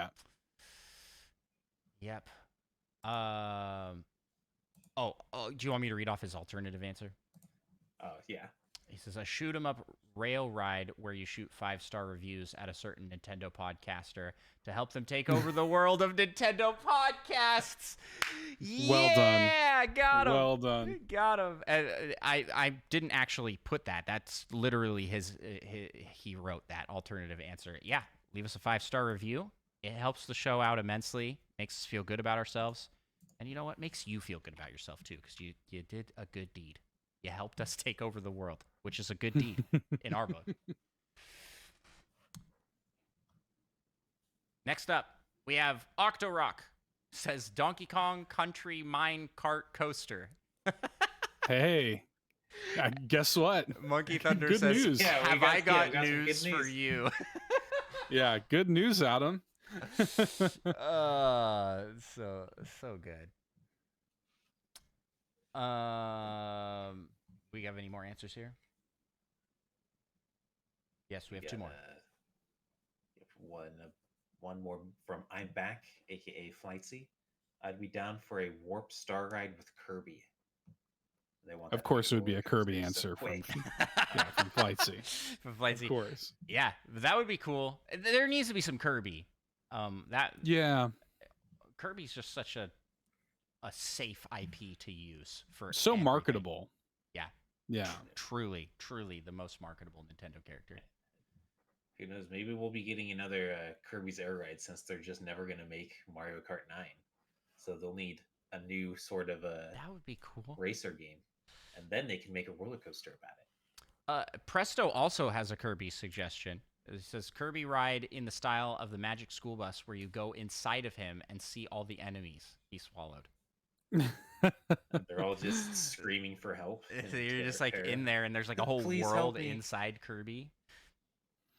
It would be kind of neat if they did like a ride version of Kirby's Dream Buffet, where like you're in like a little ball, sort of thing. Yeah. Like you stay stationary, but it's like rolling around you, and that'd be kind of neat. There might be a way to sort of pull that. It'd probably be virtual, like on a virtual track, like they have some of those rides where like the ride feels like it's moving, but it's actually not. Yeah. They could maybe do something like that. You're just like rolling around as a big old Kirby. Yeah, or kind of do the augmented thing like what they're doing with the Mario Kart ride, right? Where it's partially virtual and partially not. These are all great answers, and we need to hire all of these people to work at Universal to be creating these things. I am still saddened that Nintendo's not just making their own theme park. But, they don't have the experience or the finances to really do that. But they could. They have the... You sure about that? Yeah. Making a theme park is wildly expensive. wildly expensive. It would be a huge investment. Yeah. They have the IP to do it. They're one of the few, I think, like conglomerate corporation type IP owners that has the IP to compete with something like Disney. Mm-hmm. But it also makes sense to go with Universal because Universal is just kind of a smorgasbord of all sorts of IPs at this point. They're like, let's throw them all together. Way cheaper. It's a good relationship to have. I mean, when even Harry Potter is sort of hitching their horse to the Universal wagon, it kind of just makes sense. Yep. Yep. But that's gonna do it for Last Week We Asked You. Thank you to everybody who submitted answers to this question. Micah, what should we do for our next question? I think we have a list here of questions. Let's go with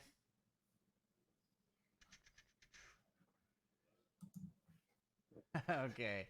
What crimes would you be willing to commit to make a Metroid Prime 4 come out this next week? No, that's not. All right. Here's the next week's question. If Nintendo characters attended high school together, who would be the popular kid, the class clown, the overachiever, and the rebel? Give us your high school.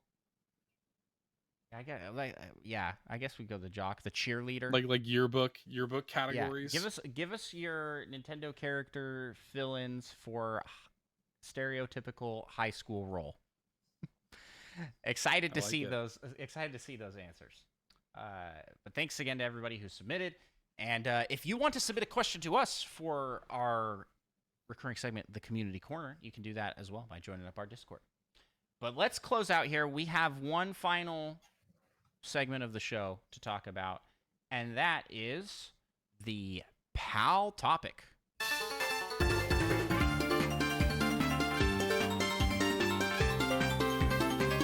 Alrighty, the PAL topic today was actually suggested while we were streaming live.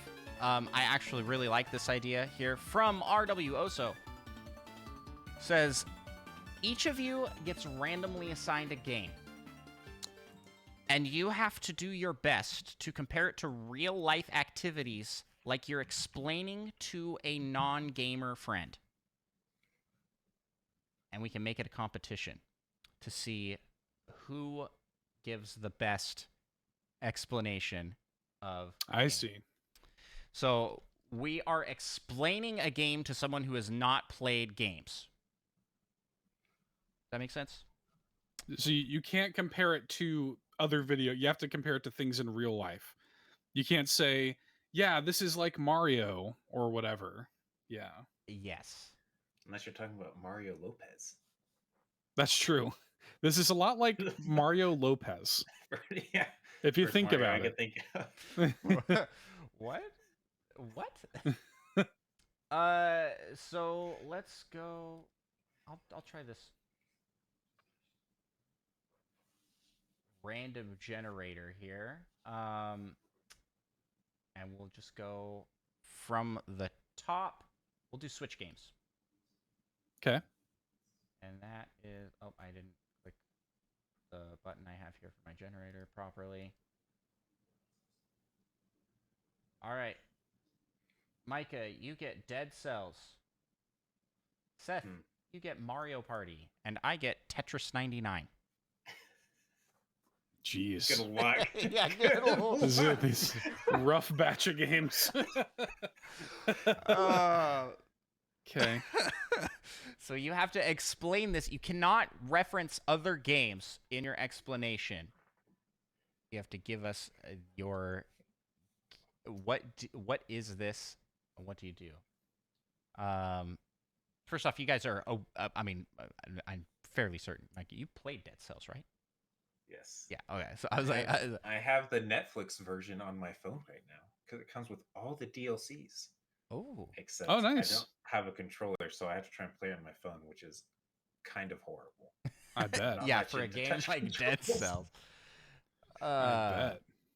Well, Micah, I think we'll start with you if you don't mind going first. What if I did mind going first? Well, I mean, I could try to go first. I mean, unless you like really don't want to go first. I really don't. Well, I'll be honest. I have. I'll go first. I'll do it. I'll go first. Seth will go first. Fast.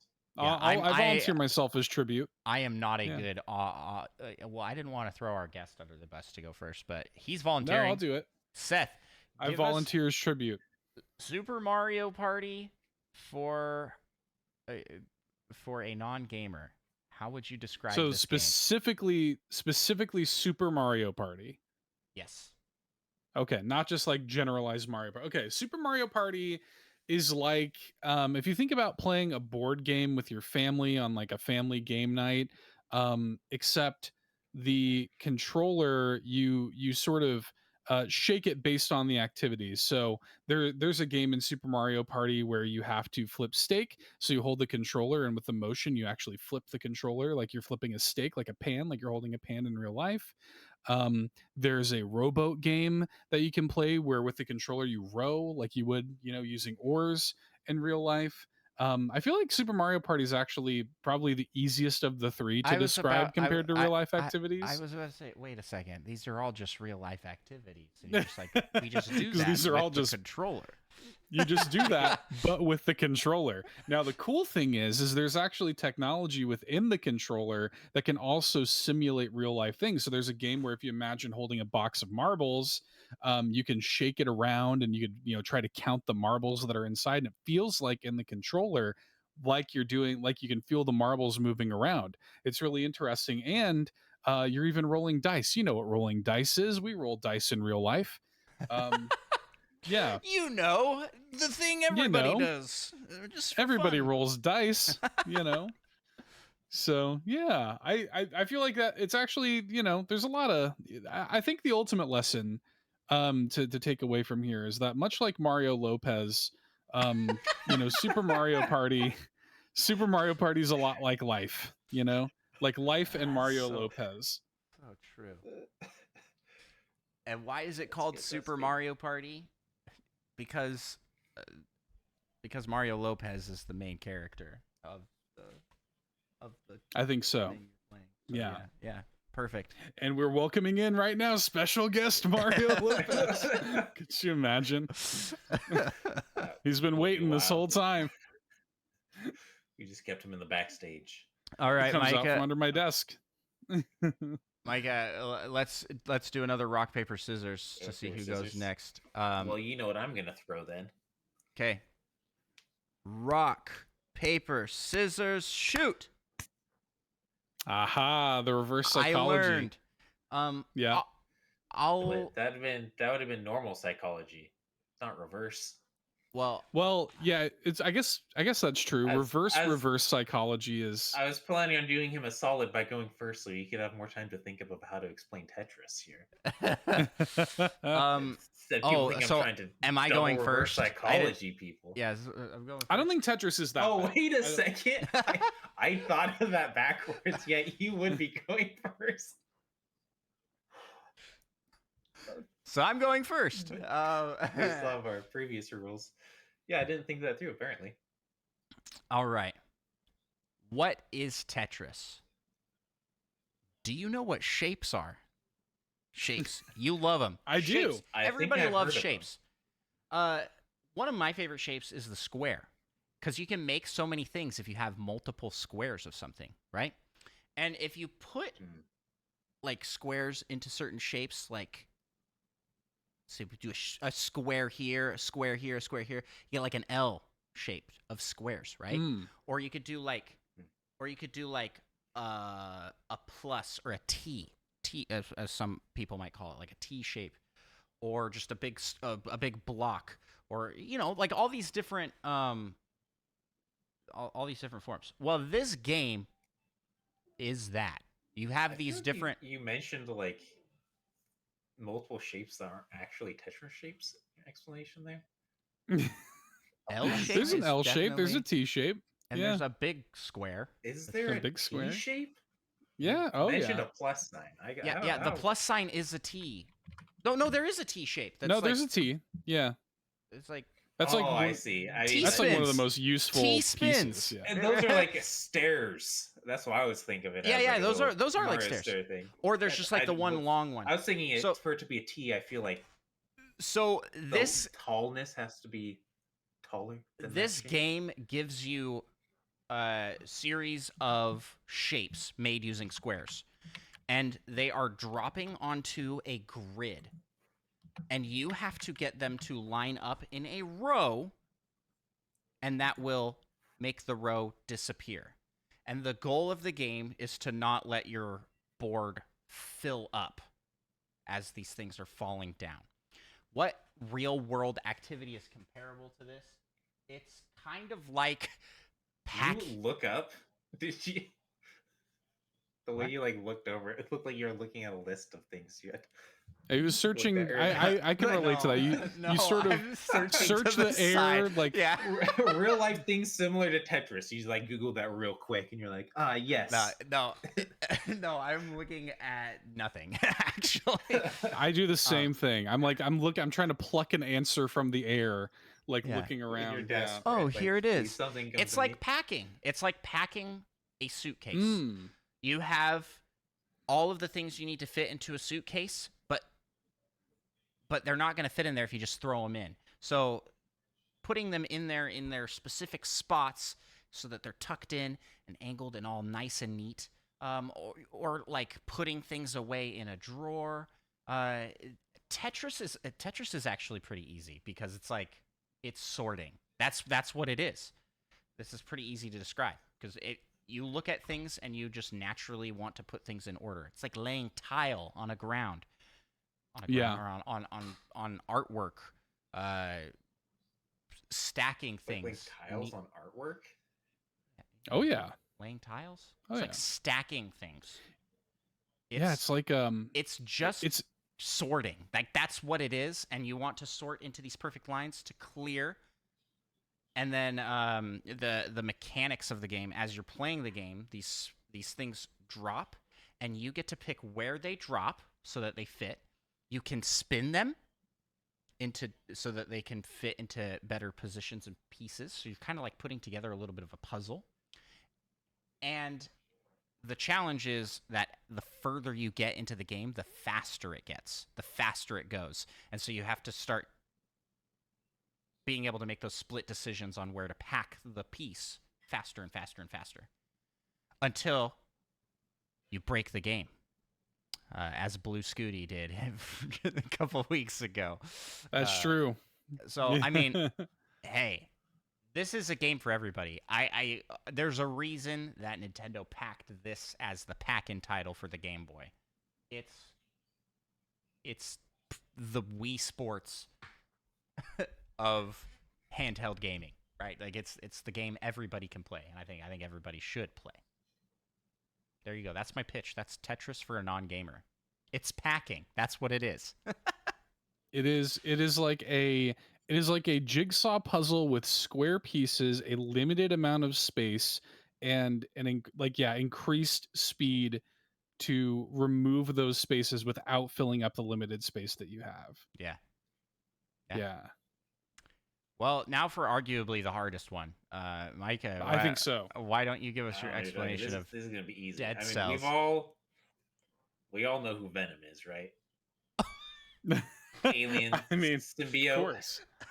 takes over, essentially possesses people, kind of.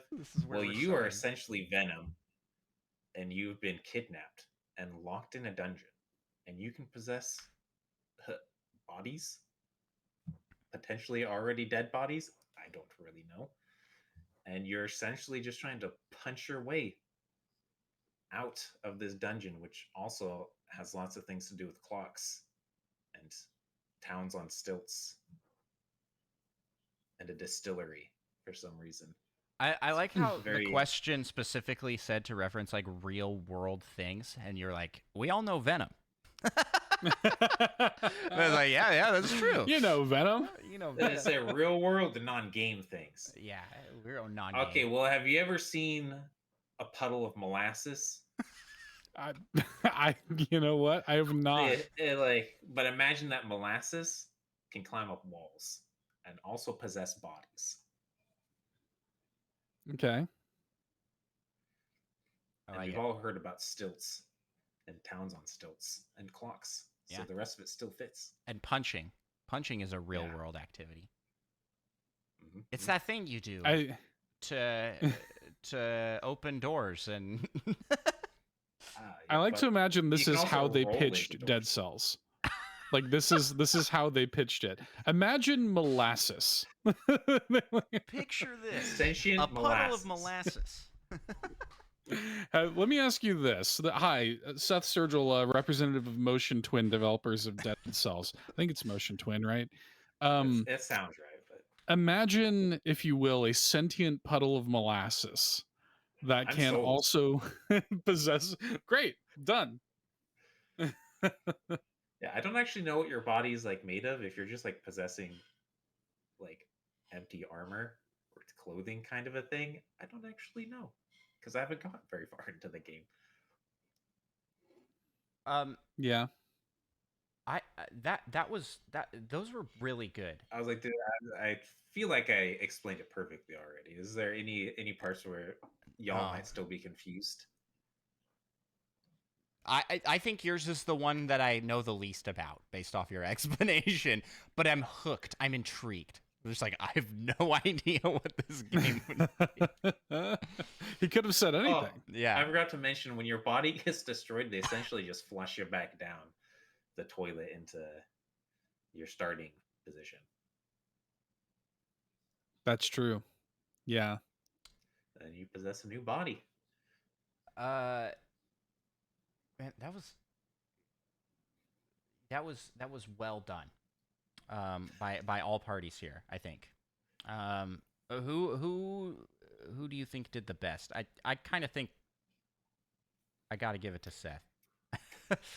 I guess, but like I feel like I had the easiest one because like as I was talking through it, I realized that just so many of the Mario Party, specifically Super Mario Party activities, are just real life activities. Super Mario Party is designed to be an entry to the series, like that. Yeah, 100%. This was really fun. I actually, could we do another quick round, another rapid fire round here? Sure. I'm this down. time, let's do N64 games. Okay. Okay. Seth, you're gonna like this one. Majora's Mask. Sweet. That is what you get. Legend of Zelda Majora's Mask. Micah, you get GoldenEye 007. Oh yeah. And I get Wave Race 64. I think I'll go first because mine's That's real an easy one. Yeah. Please tell me what Wave Race 64 How is can like. you ever compare this to real life? terms. I don't understand. What real world activity is Wave Race 64 like? Well, have you been on a jet ski? Because do you know Venom? Do you know Venom? Have you ever seen Mario Lopez ride a jet ski? Oh, now I'm starting to get it. I'm getting it. I'm getting it. I'm picking it up. Just you ride a jet ski around like a water racetrack, and like with you know like real life water racetracks look like. There's buoys marking where you go, and the cool thing is we don't have to buy a jet ski. We can get the experience here, and this, unlike real jet skiing, there's no risk of drowning. There's a killer soundtrack, and that's it. Those are my benefits versus real jet skiing. Wave Race can play multiplayer, which if you're not familiar with what that is, there's 2 jet skis. We split the screen in half, and 2 people can be riding jet skis in the game, just like real life. If you had 2 jet skis, and you know that would be really expensive in real life. This is really cool. And that's why you should play it, Grandma. That's what I'm picturing every time I'm like explaining the game to like my grandma. In conclusion, Grandma. Thank you for coming to my TED Talk. Who would like to go next? I think I could go next. Yeah, I think we're gonna save. We'll give Seth some time to mull over what he's gonna do with his. I've got the hard one this time. Yeah, I already forgot. Oh yeah, Majora's Mask. Yeah. I mean, you know how you need like a driver's license to legally drive a car, and you need like a forklift certificate to be able to drive a forklift. You should pitch every business idea. Now imagine you had a license to kill. Grandma. Mike, how do you write and such that's all you need to know. How do you write such good intro lines? I'm sold. Just done. I don't even know anything about the game. To make it a little easier, they give you guns, but also explosives. Have you seen James Bond? Have you seen Venom? Do you know Venom? Imagine Mario Lopez with a gun, and you're pretty close. Yeah. And he's also a spy. License to kill. So good. Yeah. Pretty good. Okay. Well, Grandma, do you ever think about your own death? do you ever think about that, Grandma? Grandma? Lie awake at night, staring at the ceiling. Do you ever just imagine like death is a looming gigantic moon over you? Well, the people of Termina do too, Grandma, and it's quite scary. And you have a limited amount of time, 3 days time, to help these people before the moon comes down and kills them all. And they're dealing with it in different ways, Grandma, just like I imagine you are. And you know, they all, some of them are okay with it, some of them have an acceptance about it. Actually is kind of a, you know, there's some people who consider it to be like an allegory for the different stages of grief and your acceptance of life. In fact, the name Terminus, some people think is like the like it's representing like terminal illness or something, but actually it's supposed to represent like a bus terminal, like a subway terminal, because you know the game was developed in Japan, Grandma, and you know the subway culture is very essential to Japanese living. But anyways, Grandma, we love you. But anyways, Grandma, it's a game about helping people. You're using the classic like salesman mentality where you just got to keep saying their name. So you just got to keep going. You just got to keep going. But anyways, Grandma, it's ultimately a game about helping people and how much good can you do in these people's lives as they're facing the end of it. And it is sort of like being a hospice worker on a 3-day cycle for multiple people. But don't worry, Grandma, it's okay. You don't got to stress too much because you can just revert and start the cycle over again if you need to. So it's okay. And you're also trying to help like this kid at the same time. So yeah, I don't know. It's a weird game, Grandma. You might not like it. A lot of people don't.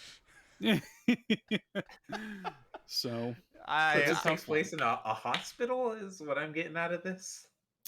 Yeah, it kind of does. It kind of does. The hospital of life. Man.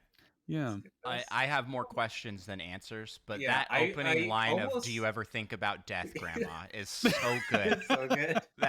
That's gonna go in our highlight reel for this show. I almost wonder now if I understand Majora's Mask less than I thought I did before your explanation. Like, I should also say so many levels I just never thought about. Yeah, that's another thing that I should say, because like Majora's Mask is my favorite game of all time. And like I view Majora's Mask differently, I feel like, than a lot of people. Like to me, Majora's Mask is about helping people. Like it is about like the difference you make in people's lives and what you spend your cycle doing. So that's how I needed to pitch it to Grandma, I feel like. Well, this is not a game you would pitch to Grandma, right? Like this is not the first game that you introduced to someone who's never played a game before. Majora's Mask. My grandma liked Miss Pac-Man. Like my grandma played Miss Pac-Man. Yeah, my grandma would play like Wii Sports. Tetris, I think I could get away with. Yeah, like, yeah. Tetris. Yep. You got to ease them in. You got to Stardew Valley them, and then suddenly they're playing 400 plus hours of Minecraft. Talking about you, wife. My wife's addicted to Minecraft too. Can relate. It's fun. Seth, this has been an absolute blast. I don't think there's any winners here. I think we're all winners. This was just a fun exercise, and I really Grandma's enjoyed the it. real winner. I think Grandma might be the only loser in this situation. Now she's thinking a lot about death. But Seth, as we wrap up the show here, that's gonna do it for this episode of Nintendo Pals podcast. Seth, where can people find you? Give us a pitch for who you are, what you do, and tell us where we can find you. Well, first of all, thanks for having me on. Super fun. Always love hanging out with you guys. It's always a pleasure. Yeah, I really appreciate it. I do a lot of stuff.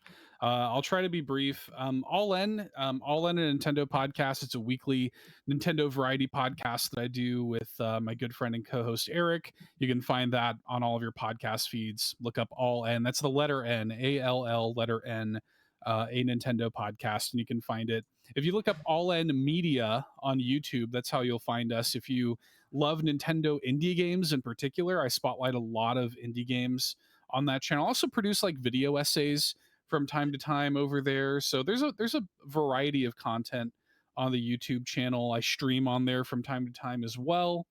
I'm also part of Carpool Gaming, where you can find edited video content like shorts and reviews that I do on Carpool Gaming's YouTube channel, as well as being one of the co-hosts of the Nintendo Drive podcast for Carpool Gaming. I also sporadically do a show called Keep Nintendo Weird, which is a weird Nintendo podcast about loving weird Nintendo games. And I also do Patreon exclusive content for both Carpool Gaming and All In. And I think that's it. And you may be wondering, how does one man do it all? And we're all wondering that. I don't. It's what I do. He's it's what I do. It's my full-time gig. What he does, Grandma. It's what I do, Grandma. It's what I do, Grandma. Well, Seth, we really appreciate you agreeing to come on. I mean, it's always amazing to see people agree to come back, after having this experience to subject themselves to it again. But we appreciate it nonetheless. Everybody should go. Links will be for all of Seth's very filled resume will be in the description of the episode, so you can find links to all of that stuff there easy. Thanks again for coming on. Micah, where can people find you on the interwebs? Well, you can find me on speedrun.com. If you search Metroid Dread and go under minimum items and then no major glitches and Dread mode difficulty. Yeah, boy. Yeah, boy. Let's go. He's nice. Out of the 4 people that have submitted. Still. And then you can find me gallivanting about on Andros1 on YouTube, Twitch, TikTok, and more. And as always, you can follow the show. Micah and I, we are the Nintendo Pals podcast on most all platforms. With that, we will close out here. I usually close with the Patreon Poke Rap, but I do not have that queued up properly. So instead, I'm just going to read off these names and say a huge thank you to each and every one of our fantastic Patreon supporters. If you want to be a part of the Patreon Poke Rap, you can join up for as little as $1 a month and be awesome and cool like Nick Lanoy, Fedorable Will, Monkey Thunder, Purple Riolu, Lava Plays, John Cummins, Lil Miss 7, Tim A, aka Neo Prime 33, aka Nindad number 4, Seth Sturgill, this guy right here, he's here, it's him.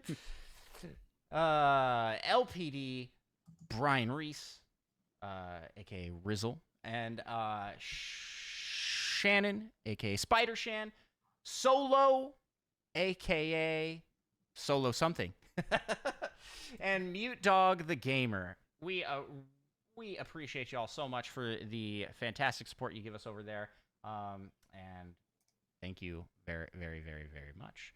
And with that, we are going to call it an episode. Thanks again to everybody for watching and listening. Bye-bye!